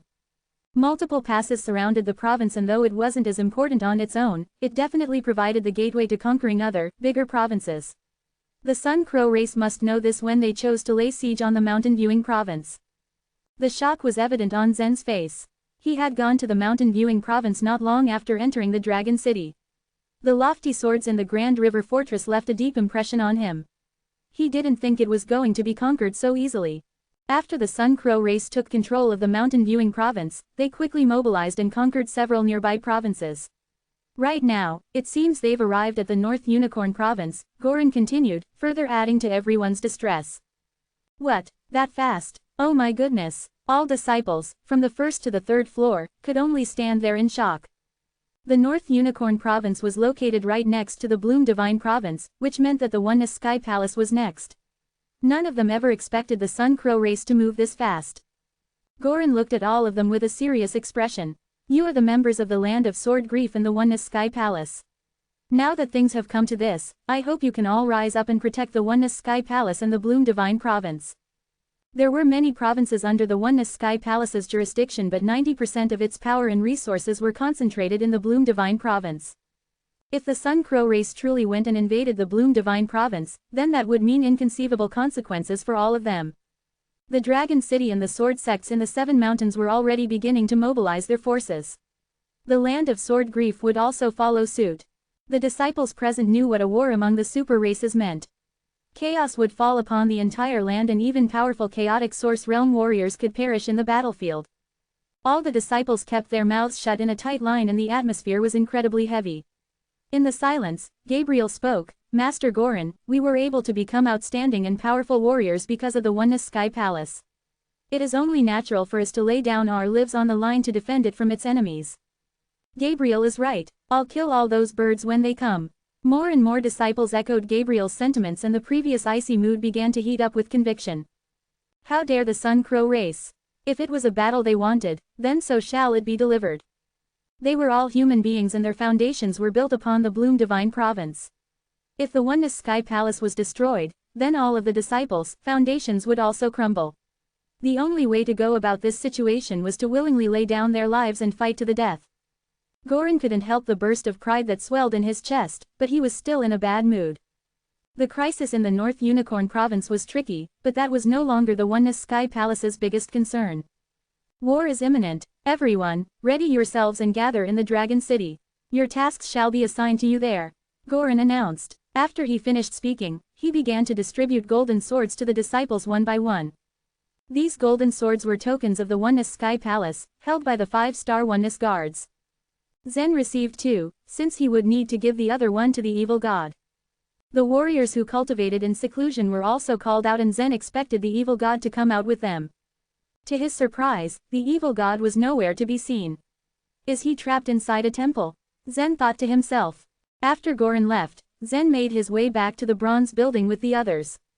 Inside, he found the evil god looking a bit red and flustered. Zen waited as the evil god rushed over towards him and gave a respectful bow. He returned the evil god's bow with a nod. Have you arrived at the Myriad Spirits City during this secluded cultivation? The evil god nodded. I have, but I accidentally explored a temple outside the city and obtained something, so I was late. Zen couldn't control what the evil god did on the other shore. The evil god looked composed enough, but Zen remained doubtful. It wasn't an easy feat to leave a temple at will, and Zen wouldn't doubt it if the evil god came out after a few days, but he came out after just a short period of time. Buzz. Zen's eyes flashed and all the memories the evil god had on the other shore started to flood his consciousness. He saw the evil god explore stage 13 of the other shore. Cross the energy vortex. Receive the soul crystal in the myriad spirit city. Come upon another shore key and explore the temple. The evil god had built a completely non-existent world within the kaleidoscopic golden dipper. These memories were all the things the evil god had imagined. However, the evil god himself was convinced that these were real since his true memories had been taken away. This was how the inner world generating avatars worked. If they wanted to deceive their masters, then they had to deceive themselves first. However, the evil god felt strange, since training obediently on the other shore wasn't his thing. Zen felt this strangeness but couldn't figure out just what was wrong. He then chose to hand over the golden sword to the evil god, instructing him to prepare before leaving. After he returned to his training room, Zen took out a piece of paper and unfolded it before him. There was a moment of hesitation, but he began to write something down, the truth enlightenment. He had previously hoped that the Oneness Sky Palace could help him revive his race in exchange for the truth enlightenment. However, Zen now understood that the human race existed as a whole and could no longer hide the truth enlightenment from them anymore. He planned to take this piece of paper and hand it over to Eastern Emperor Tai. Chapter 3212, The North Mysterious City. Zen carefully folded the paper. He had completed writing down the truth enlightenment. He went to the first floor and handed the paper to Elvinia. "What's this?" she asked. "It's the complete version of the truth enlightenment," Zen said simply. Elvinia blinked, caught unaware. Sure enough, Zen had been able to decipher the whole truth enlightenment. Elvinia would have been more shocked in the past. But she had spent enough time with him now to know amazing feats like this were just a matter of course to him. "The Oneness Sky Palace owns the truth enlightenment.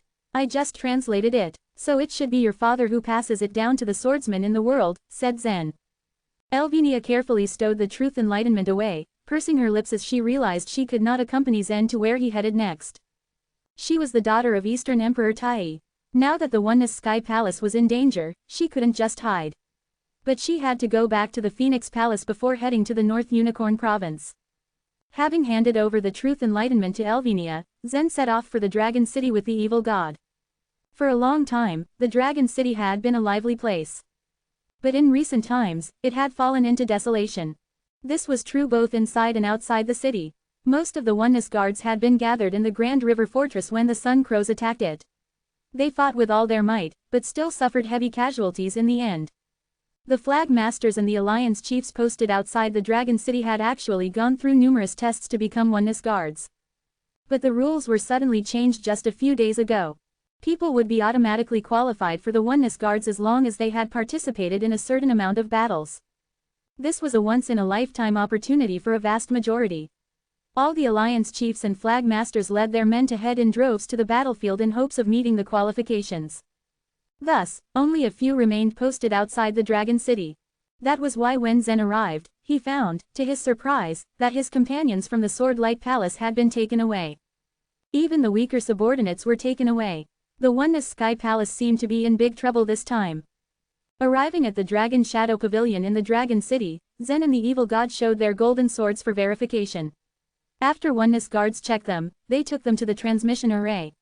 They headed straight for the North Unicorn Province. The North Unicorn Province's population was quite small although it was adjacent to the Bloom Divine Province. There were only 16 cities in the North Unicorn Province, and the total population of 15 of them was equal only to that of a medium-sized city beside the Clear Lake. There was only one big city in the whole province. It was called the North Mysterious City. The civilians from the North Mysterious City, however, had already evacuated to the Bloom Divine Province because of the war. The city was now being used as a stronghold for the Oneness Sky Palace. Zen finally arrived at the North Mysterious City through the space channel. Many Oneness guards bustled around. There were also a large number of other Shore Realm warriors. A lot of them were only at the second or third stages of the other Shore Realm based on their auras. While busy, they however, moved silently, a hardened look on their faces. The depressing atmosphere of the war loomed over everyone, though the bloodshed had not yet reached the North Mysterious City. "Welcome, disciples of the land of sword grief. This way, please," a 5-star Oneness guard said as he cupped his hands and bowed to Zen, the evil god and other new arrivals. Those who had reached the land of sword grief held very high positions in the Oneness Sky Palace. After all, even the weakest disciples of it had already reached the desire world, when even the strongest 5-star oneness guards were unable to do so. If oneness guards had reached the desire world, they would have been taken to the chaotic source world last time. Therefore, the oneness guards highly respected the disciples of the land of sword grief. The oneness guards led Zen and the others through half of the city and to a large pavilion. Around 20 disciples from the land of sword grief were already gathered there. Zen spotted a few familiar faces. Many of them were here after being mobilized by Goran. Zen, quote. Several disciples on the first floor greeted Zen. The disciples on the second floor merely glanced indifferently at him without saying anything. In their minds, Zen had progressed too fast. He might have defeated Rocco, but he had yet to earn their full admiration.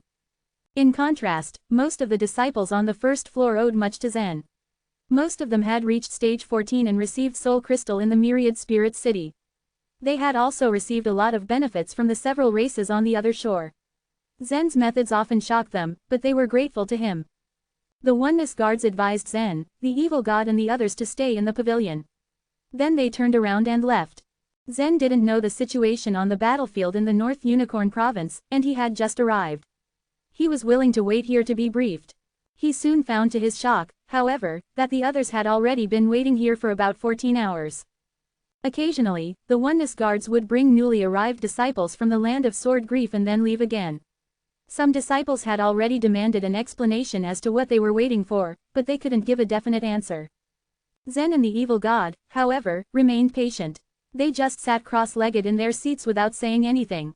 Before long, more than 20 hours passed. They had been waiting there until the next morning. The disciples on the first floor and even some on the second floor couldn't bear it any longer. We came to the North Unicorn province in response to Master Goran's call. We could be killing sun crows by now. Why have we been left here? I heard the war in the North Unicorn province was raging, but if they're too busy to take our help, maybe we should just leave them at it, on their own. Quote. Several disciples were shouting now. Just then, a burly man entered the pavilion accompanied by several 5-star oneness guards.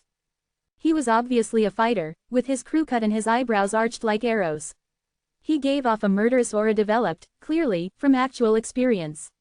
The disciples from the land of sword grief were powerful but they rarely killed, so even they didn't have this kind of aura.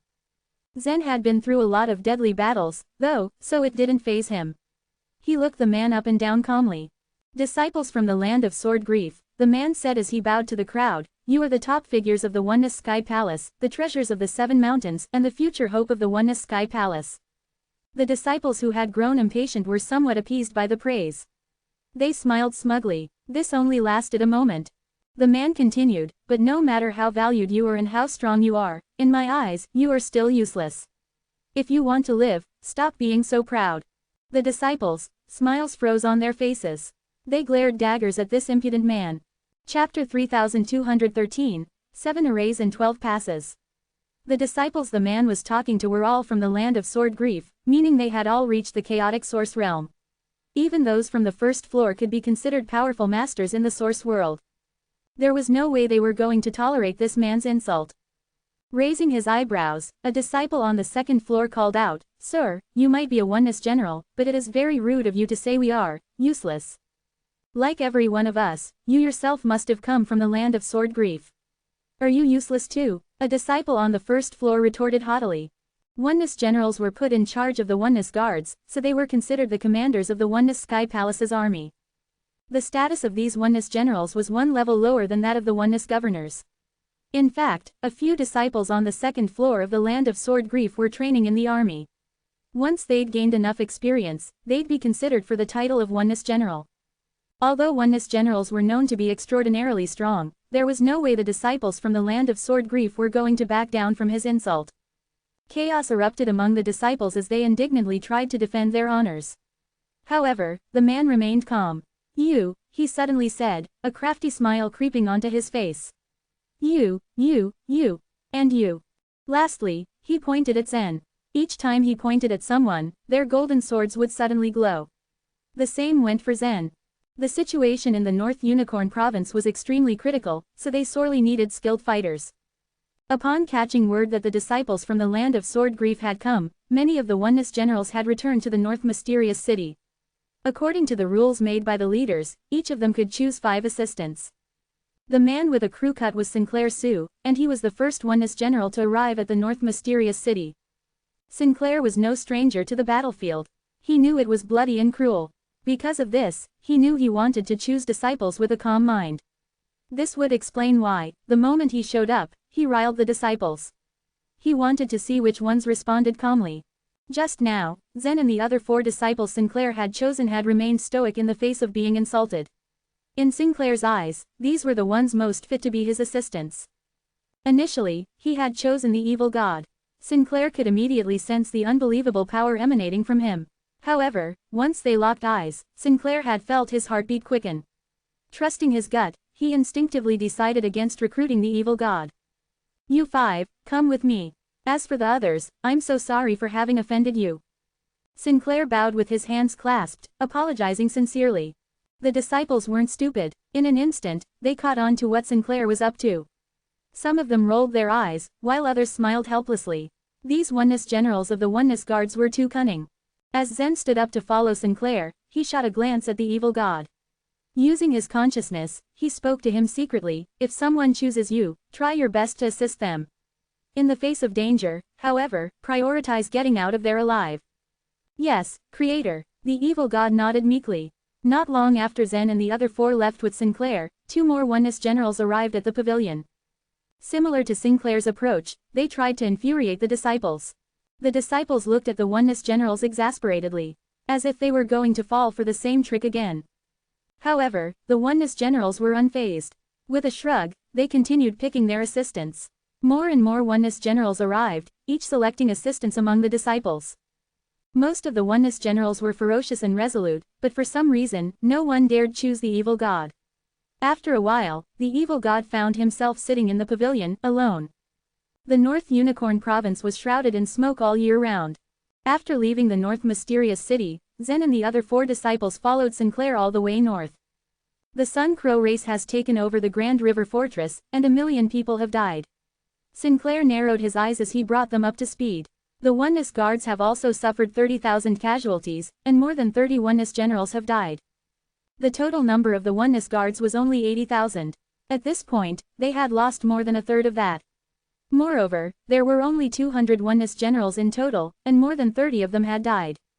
Suffering such a loss was indeed too heavy a burden for the Oneness Sky Palace. It was easy to defend the Grand River Fortress, but difficult to attack, a fair-skinned scholar-like disciple suddenly chirped from behind Zen. Moreover, there were transmission arrays inside. Even if the enemy had managed to break in, the people inside should have been able to retreat without suffering any losses. The fair-skinned scholar-like disciple was Guzman, and he ranked 33rd on the 2nd floor. Before Sinclair could answer, Zen asked, "Was the Cage of Heaven and Earth used?" Back when Zen had gone to the mountain viewing province, he had witnessed the Cage of Heaven and Earth in action. The cage could cover an entire province, and no one could use grand teleportation to get in or out. Sinclair nodded. Yes, the Cage of Heaven and Earth was used. Even Oneness generals couldn't break free from the cage. Zen frowned. As far as he knew, Elizabeth had the power to break free from the Cage of Heaven and Earth and was able to use grand teleportation. The Oneness generals shouldn't be much weaker than her. Sinclair sighed. If the Cage of Heaven and Earth were to envelop the entire province, it wouldn't be able to trap us, but under the surprise attack of the Sun Crows led by Emperor Charm, we humans were forced to retreat to the Grand River Fortress. The power of the cage was only aimed at the fortress, so we couldn't get rid of it. At that time, Sinclair had also been in the Grand River Fortress.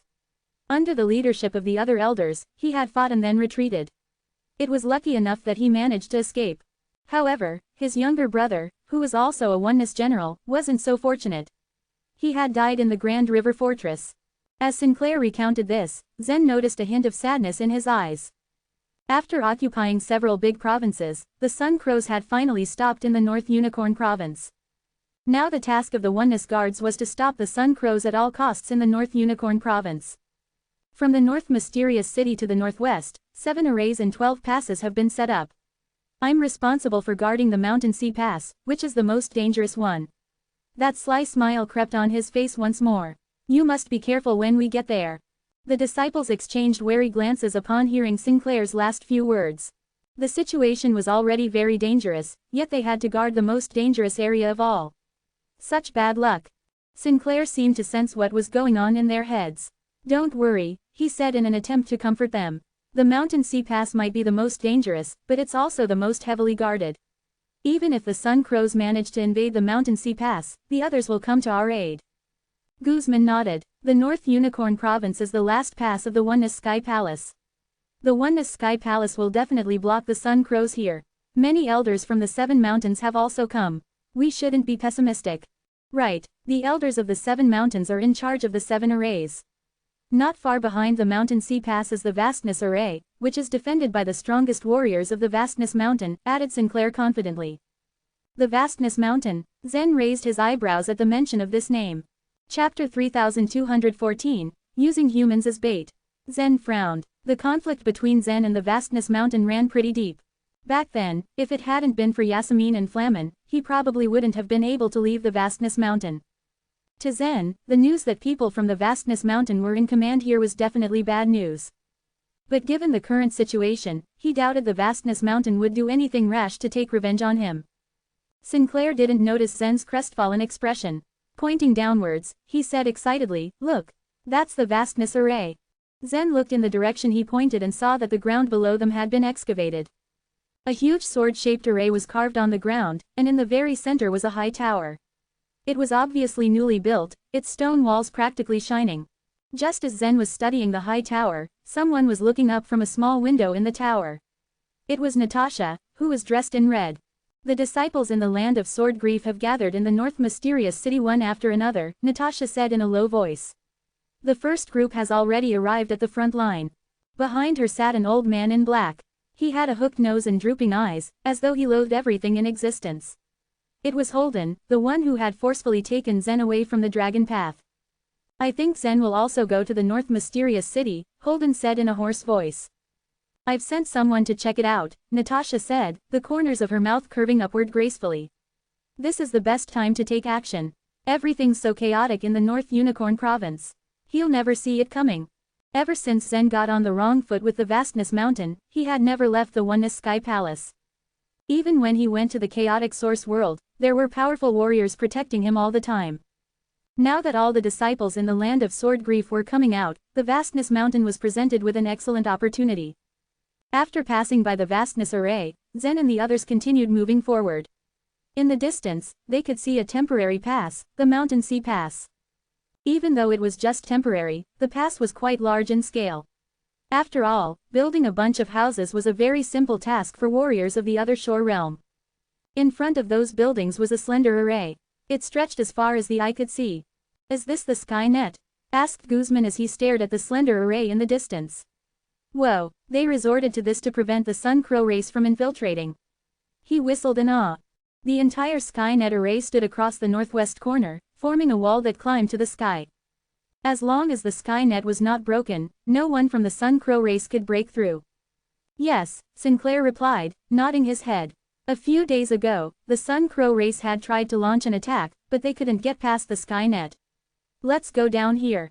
Whoosh, whoosh, whoosh. As the 6 of them descended from the sky, the people below watched them closely. Many people guarded the Mountain Sea Pass. In addition to the Oneness Guards, there were also many warriors of other shore realm recruited from the Bloom Divine Province. Many Alliance chiefs and flag masters from the Dragon City were also assigned here. "I heard that they are from the land of sword grief," one of them said, daring to hope. "So what, like they'll help us at all?" Alas. Faced against the Sun Crow race, the people had learned to lose hope.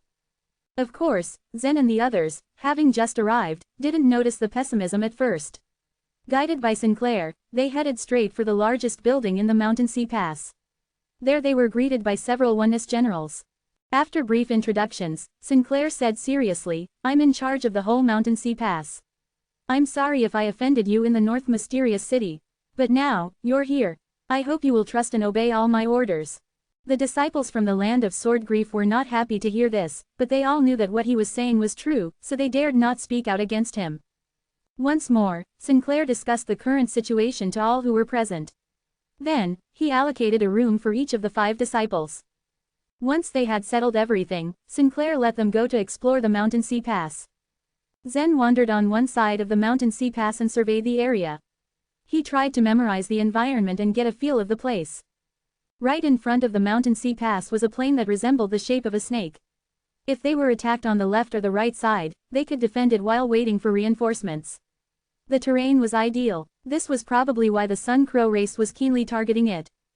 After wandering around for a while, Zen found that the mountain sea pass was divided into two tiers. The upper tier was guarded by oneness guards, while the lower tier was mostly guarded by warriors in the first stage or second stage of the other shore realm. Zen didn't know why, but as he passed by, he felt the gaze of the people below fixed on him. When he turned to look, he found that their eyes were filled with hatred. Zen felt strange, but he eventually shrugged it off. Just as he was about to return to his room, a voice suddenly came from the lower tier, "Master." Flag Master. Zen hadn't been called that in a long time. The people who called him that were most likely from outside the Dragon City. "Shut up," a 4-star oneness guard from the upper tier snapped. "There is no Flag Master here. This is a oneness general our oneness guards have invited here. Go back now." With his hand clasping a golden sword, Zen realized he had been promoted to a oneness general. In fact, because of this battle, every disciple in the land of sword grief had been promoted to oneness generals. It was only natural these oneness guards treated Zen with respect. After being scolded by the 4-star oneness guard, the man from the lower tier dared not say anything more and retreated. However, Zen shot the oneness guard a cold look. Turning on his heel, he leapt onto the lower tier to catch up to the retreating man. "Jago." Zen smiled warmly. Indeed, it was Jago of the Sword Light Palace. "Flag Master. It's really you," the man cried excitedly. "I knew it was you." The last time Zen passed by the Dragon City, the people who had stayed outside the city were nowhere to be found. This left him with a bad feeling. In such an emergency, he had figured that the Oneness Sky Palace might have put all these people into the battlefield. But, judging from their low cultivation level, the chance of them surviving this war was slim. Where are the other disciples of the Sword Light Palace? And where is Monica? Zen asked with concern. Hearing Zen's questions, Jago's lips trembled slightly, and his eyes shone as tears welled within them. Originally, Jago had been just a playboy in the Sword Light Palace, and had never really experienced any hardship. Even in the Dragon City, he was protected by Zen. After Zen left, Monica had become an alliance chief and took good care of the disciples of the Sword Light Palace. But not long ago, ever since they were recruited by the Oneness Sky Palace to serve in the North Unicorn Province, the disciples of the Sword Light Palace had been scattered. The past few days alone, Jago had suffered a lot and had stared death in the face more often than he'd have liked. Flag Master, Fegan was already eaten by the Sun Crows. They gobbled him whole, without leaving a single bone. As for the others, they have been guarding the Heavenly Wind Pass under the leadership of Alliance Chief Monica. But I'm afraid they don't have much time left. At this point, a single tear streamed down his face. The Oneness Guards don't give a garbage about us. They use us as bait. The troops that guarded the North Unicorn Province could be divided into 3 categories. The strongest ones were the Oneness Generals, such as Sinclair and Zen, who were with high-end fighting power. The second group was the Oneness Guards. The major sword sects in the 7 mountains also sent their disciples here, who would become the Oneness Guards automatically once they joined the troops. The last group was the large number of warriors from outside the Dragon City. These people were weak, and were definitely not equipped to fight against the Sun Crows. Yet, someone had decided that they would be the ones to venture outside the sky net to lure the Sun Crows in. Using living people as bait worked well, for everyone except the people used as bait, of course. Chapter 3215, Attack. A deeper frown appeared on Zen's face when he heard Jago's complaint.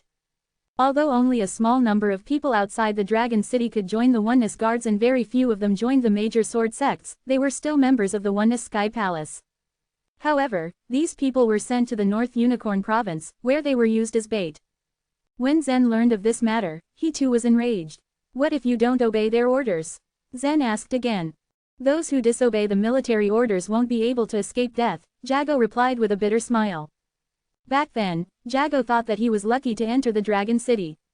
Therefore, he had cultivated so hard in the Dragon City and had stepped into the Other Shore realm in the past few years. Now, he was in the second stage of the Other Shore realm. If he stayed in the Sword Light Palace, he wouldn't be able to make it even after thousands of years. However, he ended up in his current state after he became an Other Shore realm warrior. If he stayed in the Sword Light Palace all the time, he might not be able to achieve anything in the future, but it would be a good thing to be a socialite or a playboy of the Yubai clan. Of course, Jago didn't mean to blame Zen. They had looked forward to entering the Dragon City before, after all. Furthermore, the Sword Light Palace would have already been destroyed if Zen had not come. A mischievous grin graced Zen's face, and then he said, "Go up with me." "Go up." Jago's eyes glinted. Just as Zen invited him, the other Shore Realm warriors on the lower tier immediately caused a ruckus. Those other Shore Realm warriors and Jago shared the same fate. All of them would be sacrificed as bait, but to be fair, who was willing to accept that? "General, please take me with you." "General, how about letting me be promoted to a oneness guard?" "Master Zen, I've met you in the Dragon City." At that moment, the other Shore Realm warriors began to swarm Zen. However, they were interrupted when several 5-star oneness guards from the upper tier came down. "Go back right now," one of the guards shouted. That particular oneness guard had a soul of light that was in stage 12 of the other shore and could soon turn into the indigo soul. The aura he emanated felt like a gentle breeze to Zen, but it forced those warriors to retreat. Jago couldn't bear it at first, but Zen pulled him to his side and blocked the aura. Fortunately, Jago was fine. "You, how dare you," shouted Zen. His eyes were filled with wrath, and the aura of his soul of light flowed out from him. His soul of light had turned into the indigo soul of the ultimate level, so the aura he emitted was naturally quite powerful. Those 5-star oneness guards immediately blanched when they felt the immense pressure. The moment Zen was about to leave with Jago, another figure appeared beside Zen. This person was another oneness general in the Mountain Sea Pass, who was known as Basil Zhu. He had introduced himself to Zen before. Basil Zhu stood in front of Zen and politely said, "General Zen, you can't take this person away." "Why?" Zen asked coldly. "Although there are many warriors and his departure will not affect anything, I'm afraid it will be difficult to convince the crowd if you forcefully take him away," Basil Zhu said as he waved his hand. Upon hearing his words, those who were driven away by the 5-star oneness guards nearby watched them eagerly. It was clear that they were envious and unwilling. Like Basil Zhu had said, these people would definitely be upset if Zen took only Jago away. "Really?" Zen said with arched brows. "In that case, I need a guard by my side. It's good that Jago becomes my guard," he exclaimed. However, as soon as he finished speaking, the warriors in the distance became restless again. "Master Zen, I can also be your guard." "Sir, I can serve you." "General Zen, I am much stronger than Jago and my other shore token is." As Basil Zhu watched the commotion among the crowd, he smiled peevishly at Zen and said, "You can also see the current situation now. I didn't mean to stop you deliberately." The warriors on the lower tier were like a group of crabs in a bowl. Every time a warrior wanted to get out, the others pulled them back. None of them wanted to give up the chance to survive. In turn, Zen glanced at Jago and told him, "You stay here first. I won't let anything happen to you." "Flag Master." Tears welled up in Jago's eyes. "The other disciples of the Sword Light Palace will be fine as well," Zen reassured him. Then, Zen returned to the upper tier and asked Basil Zhu about the Heavenly Wind Pass. It turned out that the Heavenly Wind Pass was next to the Mountain Sea Pass, and one could see it after moving 100 miles southeast from the Mountain Sea Pass. Once the war began, the Heavenly Wind Pass on the right side and the Battle Rage Pass on the left would send out troops.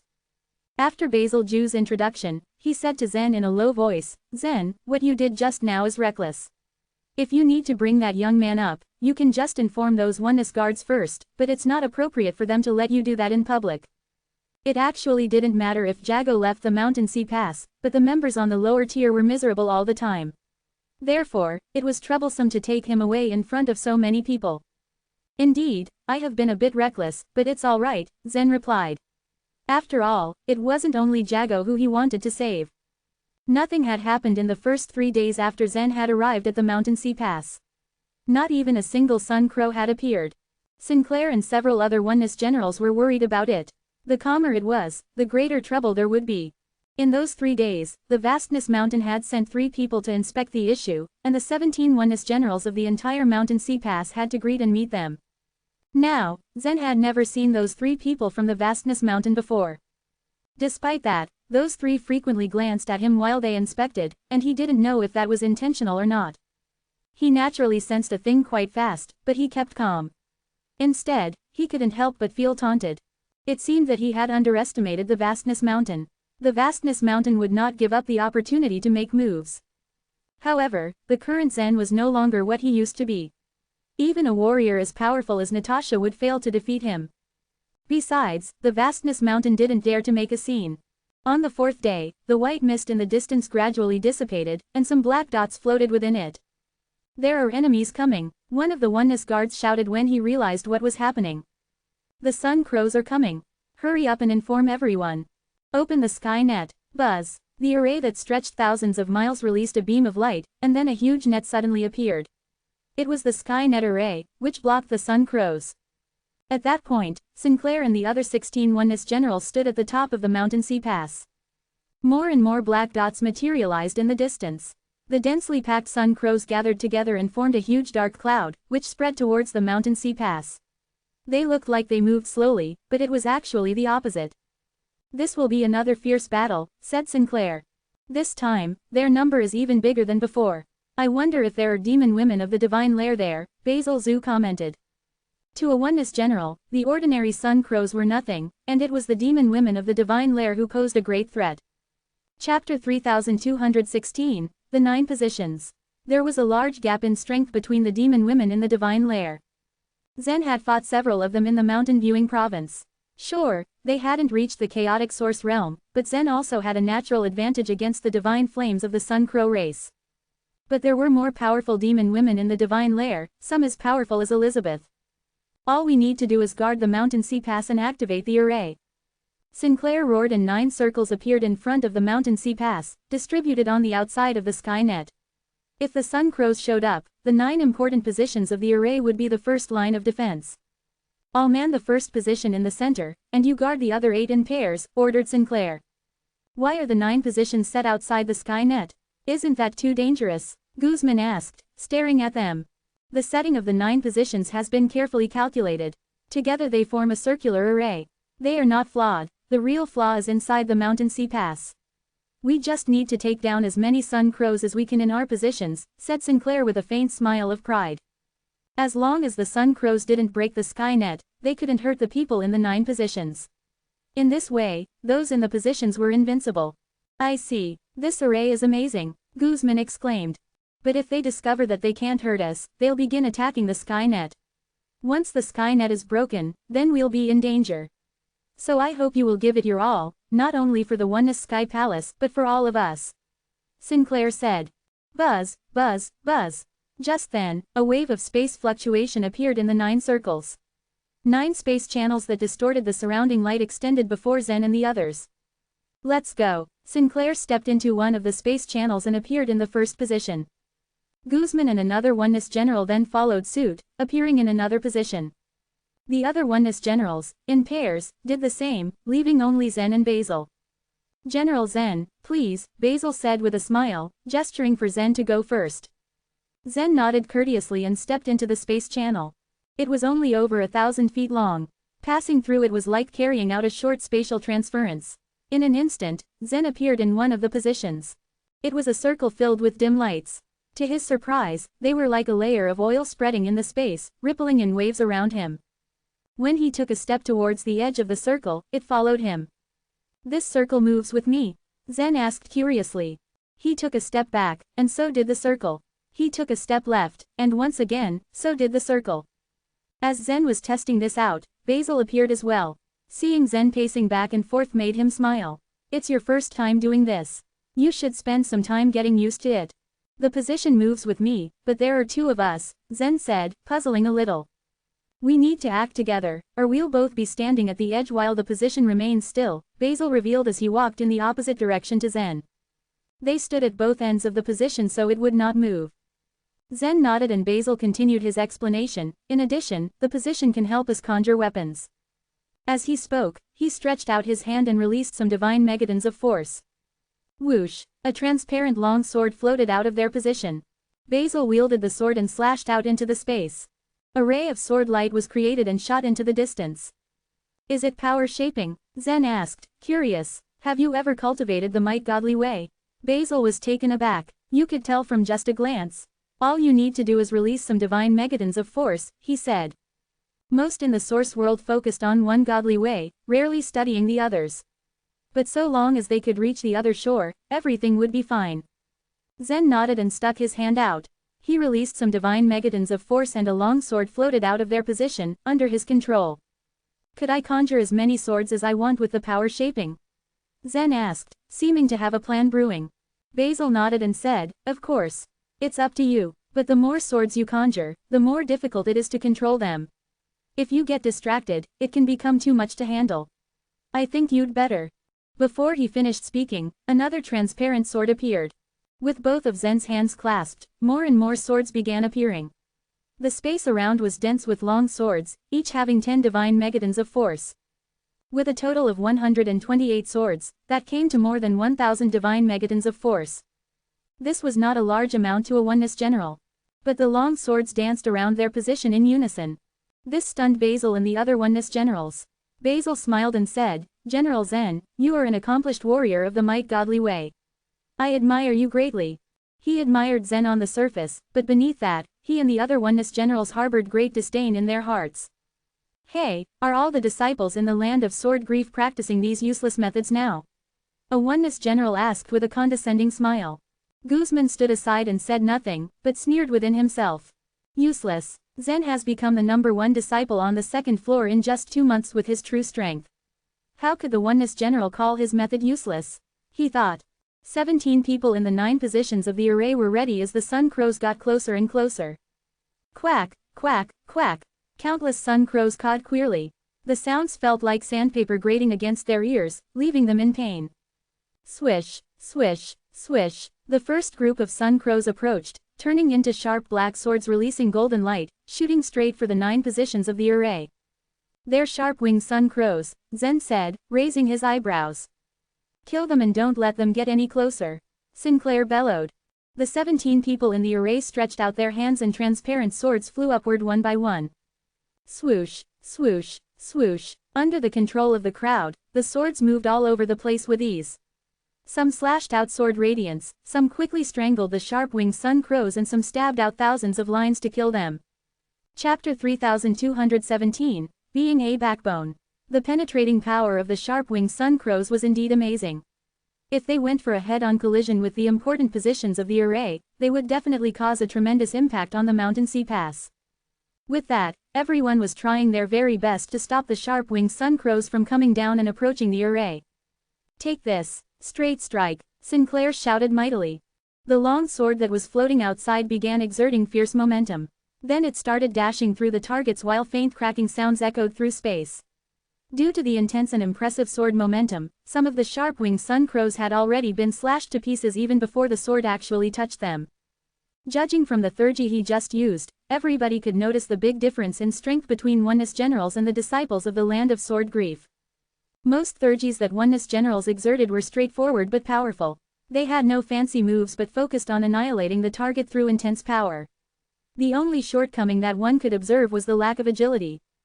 On the other hand, the disciples from the land of sword grief used different swordsmanship theurgies that had one thing in common. Their theurgies were skillful and full of elegance but were noticeably insufficient in power. However, these sharp-winged sun crows weren't that strong enough. Thus, even the swordsmanship theurgies of the disciples from the land of sword grief were enough to kill them. In fact, the disciples from the land of sword grief had killed more sharp-winged sun crows. There's only one key to killing these sharp-winged sun crows: exert quick and full-powered attack towards your target. Remember that, Zen. This way, you can be more efficient in dealing with your enemies. The swordsmanship theurgy that Basil was using was similar to that of Sinclair. He wanted to show and teach Zen that their way of dealing with the enemies was more effective and efficient. Did you just say efficient? After looking at the surroundings for a while, Zen's eyes narrowed. He gently raised his hand and shouted, "Rise!" Swish, swish, swish. 128 long swords suddenly turned into a sword stream and shot up into the sky. As Basil saw this, he only knew that Zen had easily created these long swords out of the array with his power-shaping skill. What he didn't know was the method of controlling the long swords was what Zen learned from the Grand Purple Aura technique. Splat! One of the long swords pierced through a sharp-winged sun crow which immediately turned into a puddle of blood. The transparent swords contained some divine megatons of force and a part of the Mountain Sea Pass. As long as the Mountain Sea Pass remained undamaged, these swords could stay pretty invincible. With a wave of Zen's hand, the swords scattered in various directions. Shing, shing, shing. Each long sword instantly pierced through dozens of sharp-winged sun crows. In just a matter of seconds, thousands of them fell victim and died. At the same time, Basil's long sword swirled wildly in the air, killing many sharp-winged sun crows one by one. There were thousands of enemies on the position he guarded, but in just a minute, he obliterated all the sharp-winged sun crows who came in his way. As he completed his task, a proud look on his face was very visible. Basil looked around to check on others, and Zen caught his eye. He smirked at the sight of Zen exerting more than 100 swords simultaneously. He thought that it was a fancy but a rather inefficient move. There was no doubt in his mind that no warrior could possibly control over 100 swords all at the same time. He knew that the sharp-winged sun crows were not that smart, but were extremely agile. In his mind, if Zen was really using this skill, he presumed that there was no way Zen could stab even a single sharp-winged sun crow in the air. Well, if he was pretty lucky, then he might pierce a few ones by chance. However, his eyes widened and his jaw almost dropped as he took a closer look upon Zen's area. The number of dead bodies on Zen's side was easily 100 times more than what Basil accomplished. Each of Zen's transparent swords seemed to have a soul of its own as they continuously darted upwards. Shing, splat, every time a sharp-winged sun crow got pierced by the sword, it would explode into a messy cloud of blood. Around every sword, clouds of blood continuously formed and spread in the air, dyeing the surrounding space with a misty autumn afternoon scenery. With every sword shooting upwards, thousands of sharp-winged sun crows were vanquished, and after a few rounds of merciless assault from Zen, perhaps more than 100,000 were slaughtered in his hands. However, the sharp-winged sun crows were not afraid of death, being creatures of low intelligence. In fact, the more they were killed, the more they became aggressive and attacked without regard for their lives. But regardless of their sheer number, Zen's swords drilled them all, not letting a single one escape. Soon, the sky above became clear and silent, as not a single sharp-winged sun crow was to be found. Nothing but a pool of blood and dismembered bodies were left below. That oneness general is invincible. He controls over 100 swords like they were parts of his hands. Furthermore, every sword's power is equivalent to what a single oneness general could exert. That makes his power almost equivalent to that of 100 oneness generals. Thank goodness. We don't need to do anything. The warriors in the lower tier of the mountain sea pass were so excited at what they saw, they almost burst in tears. The 9 important positions of the array looked pretty indestructible. The big array passed through the sky net and was located in the mountain sea pass. However, there was still a possibility that the array might collapse if it received an overwhelming volume of attacks. Therefore it was earlier agreed upon that if the arrays suffered serious damage, Sinclair would order the oneness guards to release the warriors in the lower tier, though that order would most likely endanger them. Fortunately, now that Zen had eliminated all the sharp-winged sun crows on his own, the warriors didn't need to come out. Thus, they were all greatly relieved. "Hey, Jago, is he really your flag master?" an old man asked with his eyes wide open due to extreme shock. Jago proudly nodded and replied, "Yes. He used to belong to the Swordlight Palace. Then, he brought us to the Dragon City. You've only been in the Dragon City for a few years but he instantly grew into such a powerful warrior." Another strong man remarked in utter disbelief. Earlier, they had heard Jago addressing Zen as flag master but they still found it quite hard to believe. After all, most of these warriors were from the Bloom Divine Province. They knew well about several powerful masters in the Oneness Sky Palace. It was already very difficult for a flag master to become an alliance chief. Moreover, to become a oneness guard, a warrior needed great opportunities and talents. However, Zen even skipped that and directly became a oneness general. Even the warriors who witnessed what Zen underwent with their own eyes found it unbelievable. "If you doubt me, you can ask Jackson and Chase. They were all born in the Dragon City and have seen Flag Master Zen before," Jago insisted. Back when Zen was still a flag master, he had defeated alliance chiefs. This event left a deep impression on the members of Dragon City. To be perfectly honest, it was really hard to believe that he was the same Zen that we knew before. We know that he easily defeated Fergus, but I still didn't expect him to reach this far in such a short time. There were mixed emotions as they looked at Zen standing still and stained in red, matching the color of the blood mist that he created in the sky. Some were in awe, while others shivered. But one thing was for sure, Zen's current strength was enough to serve as a backbone of the Oneness Sky Palace.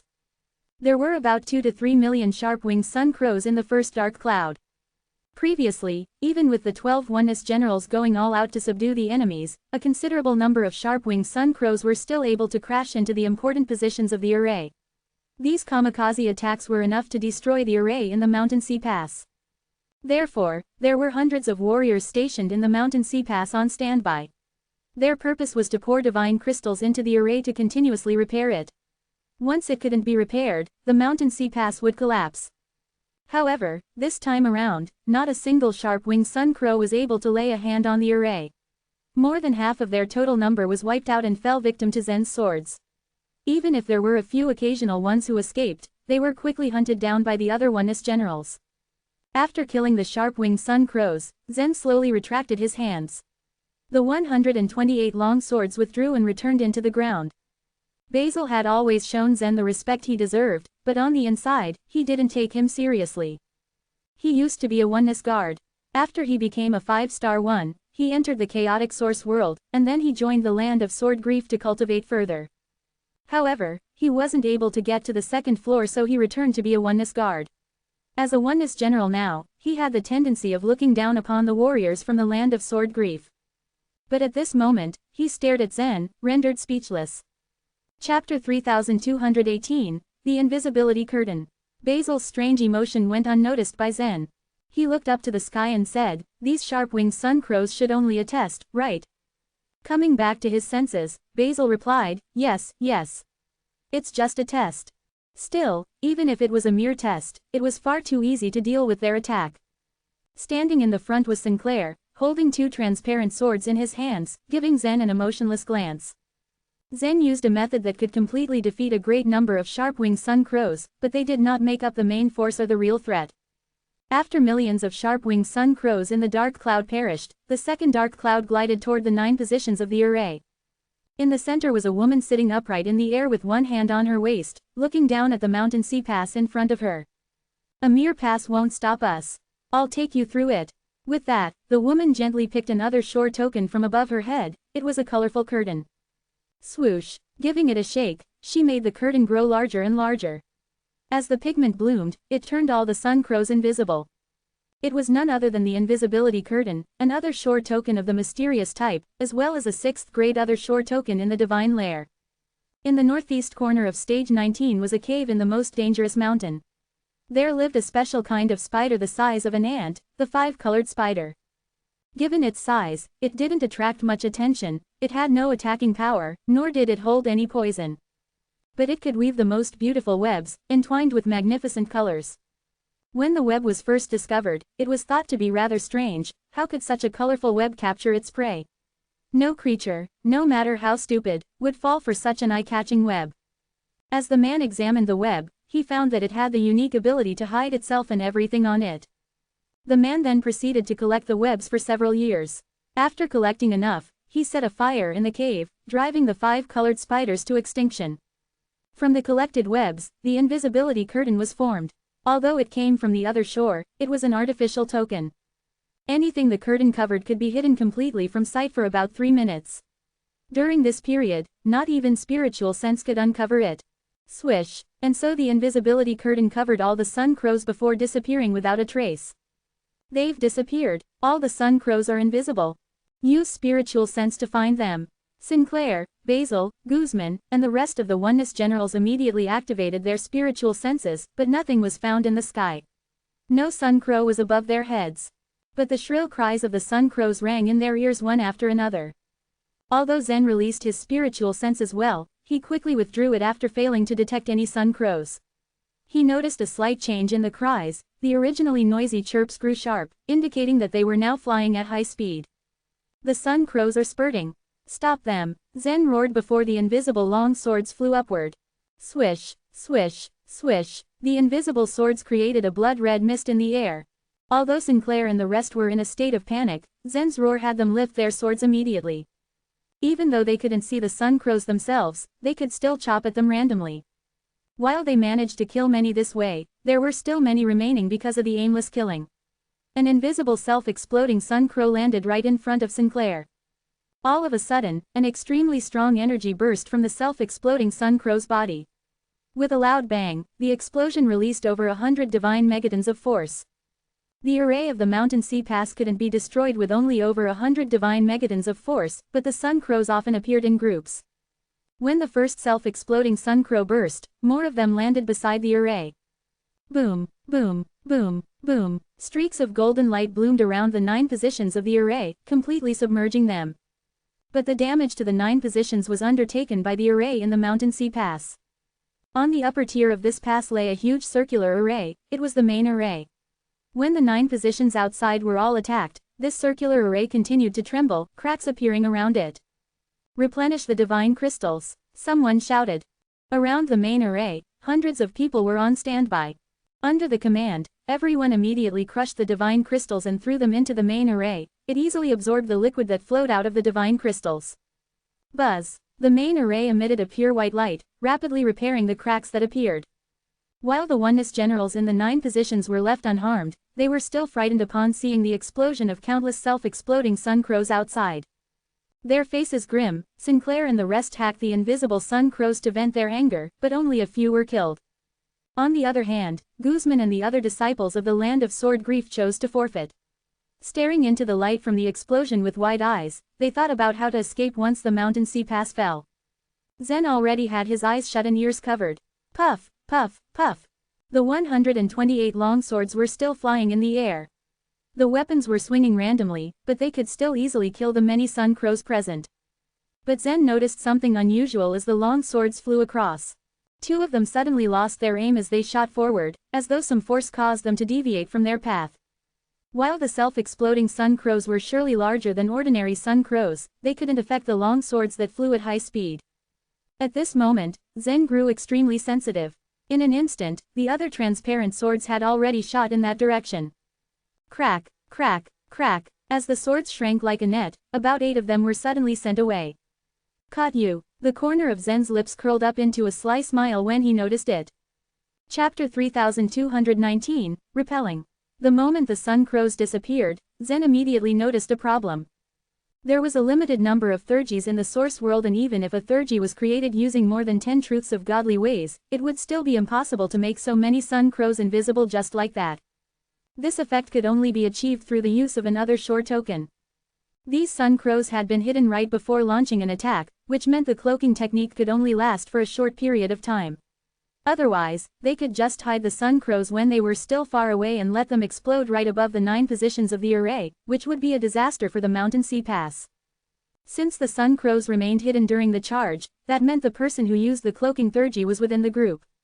Zen had a hunch that it was most likely a demon woman from the divine lair. He summoned more than 100 long swords to slash at the enemies around him. He wanted to kill as many sun crows as possible while searching for the possible demon woman. More than 100 swords hacked and slashed all around, trying to find Zen's true target. Finally, 2 swords were able to pinpoint this elusive demon woman. She thought the swords were mere ordinary blades, so she casually pushed them away. Unfortunately for her, her action attracted Zen's attention, and he shot all the other swords towards her. She was just about to break out of the encirclement and sent several swords flying, but the rest of the swords immediately rushed towards her at top speed. Draw more divine megatons of force. There was no way Zen was going to let go of this opportunity. He immediately let the power within his body erupt all at once. The transparent swords were originally infused with 10 divine megatons of power, but Zen's sudden burst of energy made 3 of the swords each contain 4,000 divine megatons of power. Bang, bang, bang. Loud explosions followed after the barrage of these swords upon the demon woman. However, she simply used the invisibility curtain in her hand to block the attacks. Using the swords to find out where I am. Very smart. Unfortunately, these swords are still too weak. The demon woman stalked closer towards Zen with a sneer. Dealing with an ordinary sun crow was possible with these puny swords imbued with 10 divine megatons of power, but that wasn't going to cut it for her. There was no way a chaotic source realm warrior such as her would ever be defeated by such weak energy. Just as she thought of this, 10 more transparent swords shot towards her. Bang, bang. The first few swords bounced off her, but when she touched the 4th sword, her cocky expression suddenly changed. Whoosh! This 4th sword did not contain just 10 divine megatons of force, but 4,000. She could only watch in horror as it slashed through her fingers cleanly. Had she not been a chaotic source realm warrior, then the sword would have cut off her entire arm. It was also fortunate that the chaotic source spirits helped her resist the damage, but they now surged restlessly in her body. Whoosh! Just as she was about to retaliate, another sword came towards her.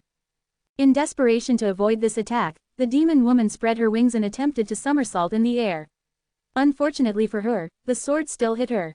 Bang! The force that hit her was extraordinarily strong, but the chaotic source spirits within her body pulled through and cushioned most of the blow. However, Zen wasn't done. The next sword, he muttered.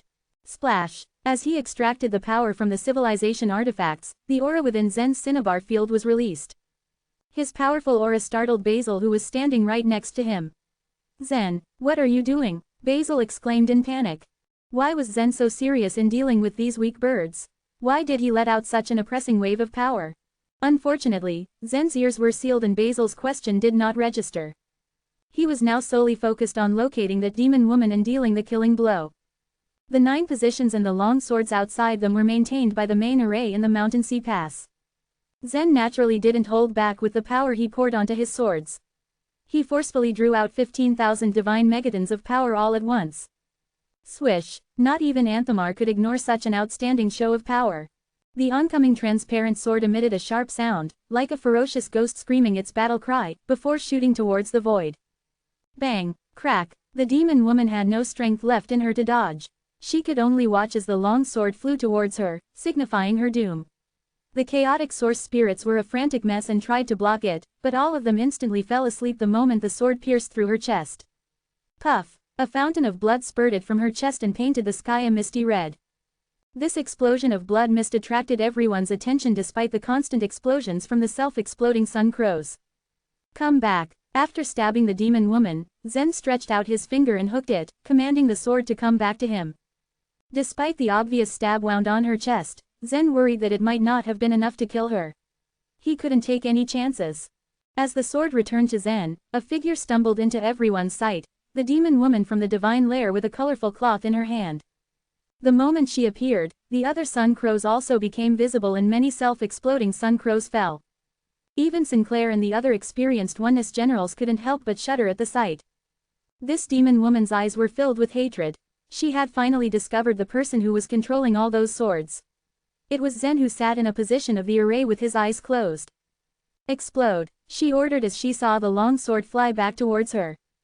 Boom, boom, boom, boom. Over 1,000,000 self-exploding sun crows floated in the air, but at this moment, all of them swarmed towards her and consecutively exploded.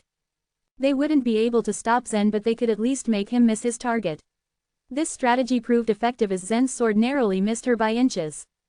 With a wave of her hand, the demon woman once again covered herself with the invisibility curtain and disappeared from sight. The moment she disappeared, Zen wasted no time and once again gathered over 100 long swords in an effort to scout her out. This time though, the demon woman was prepared and hid herself very well.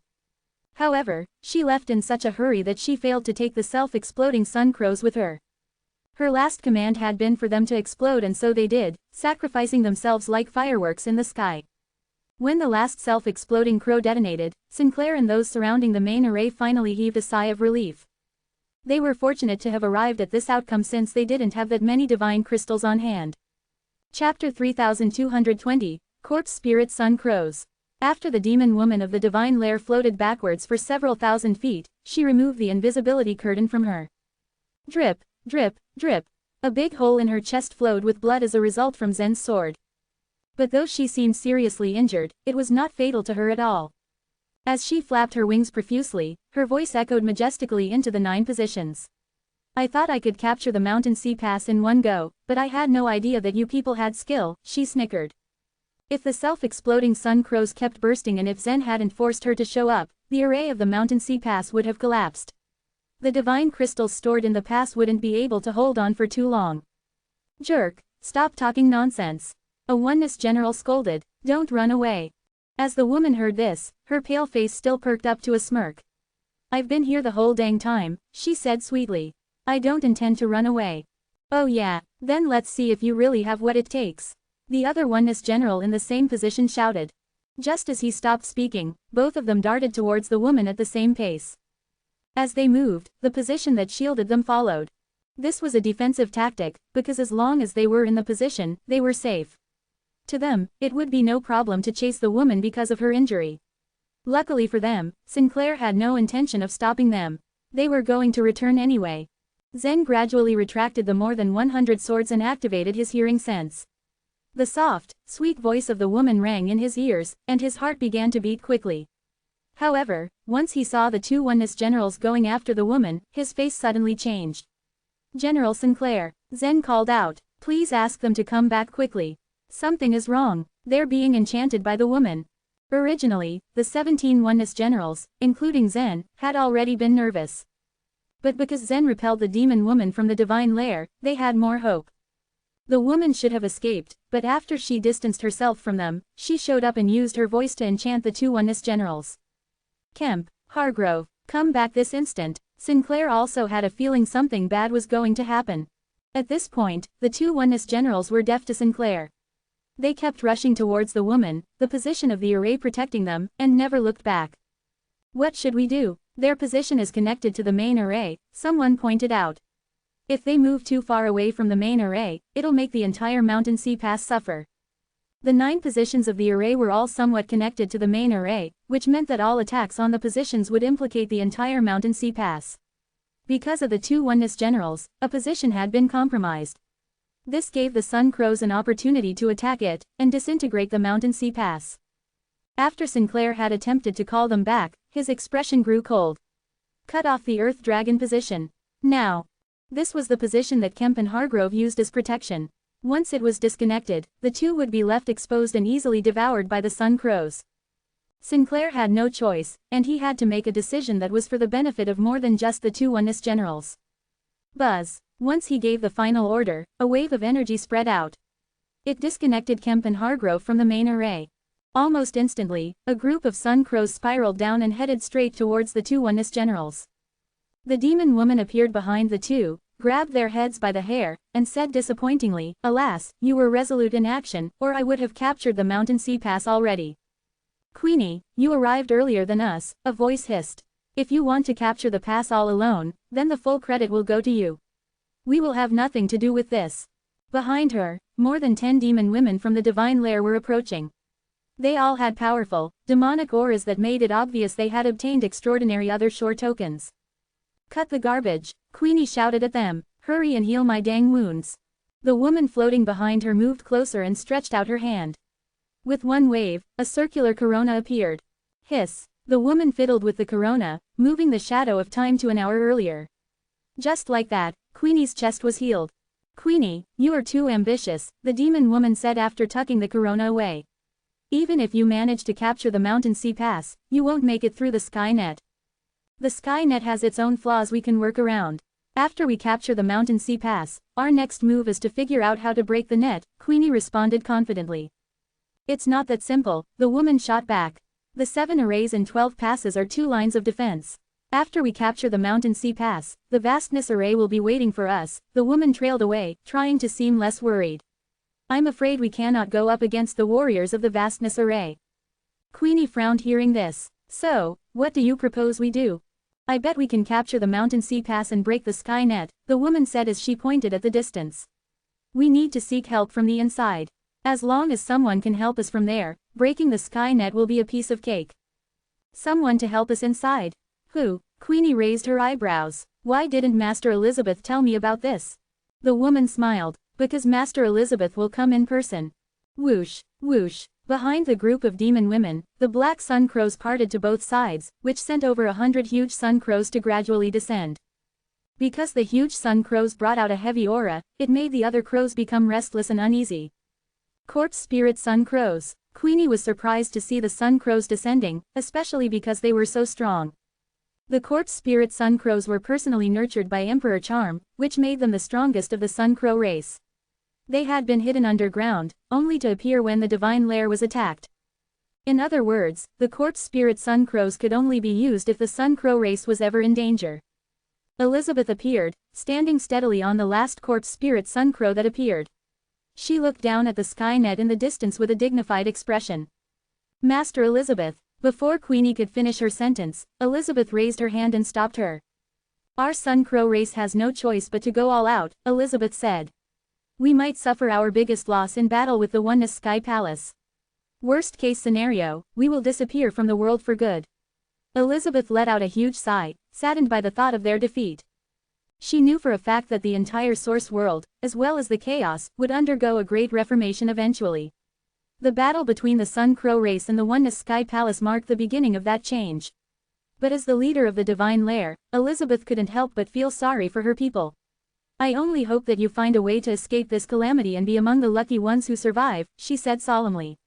"Only then can you live forever."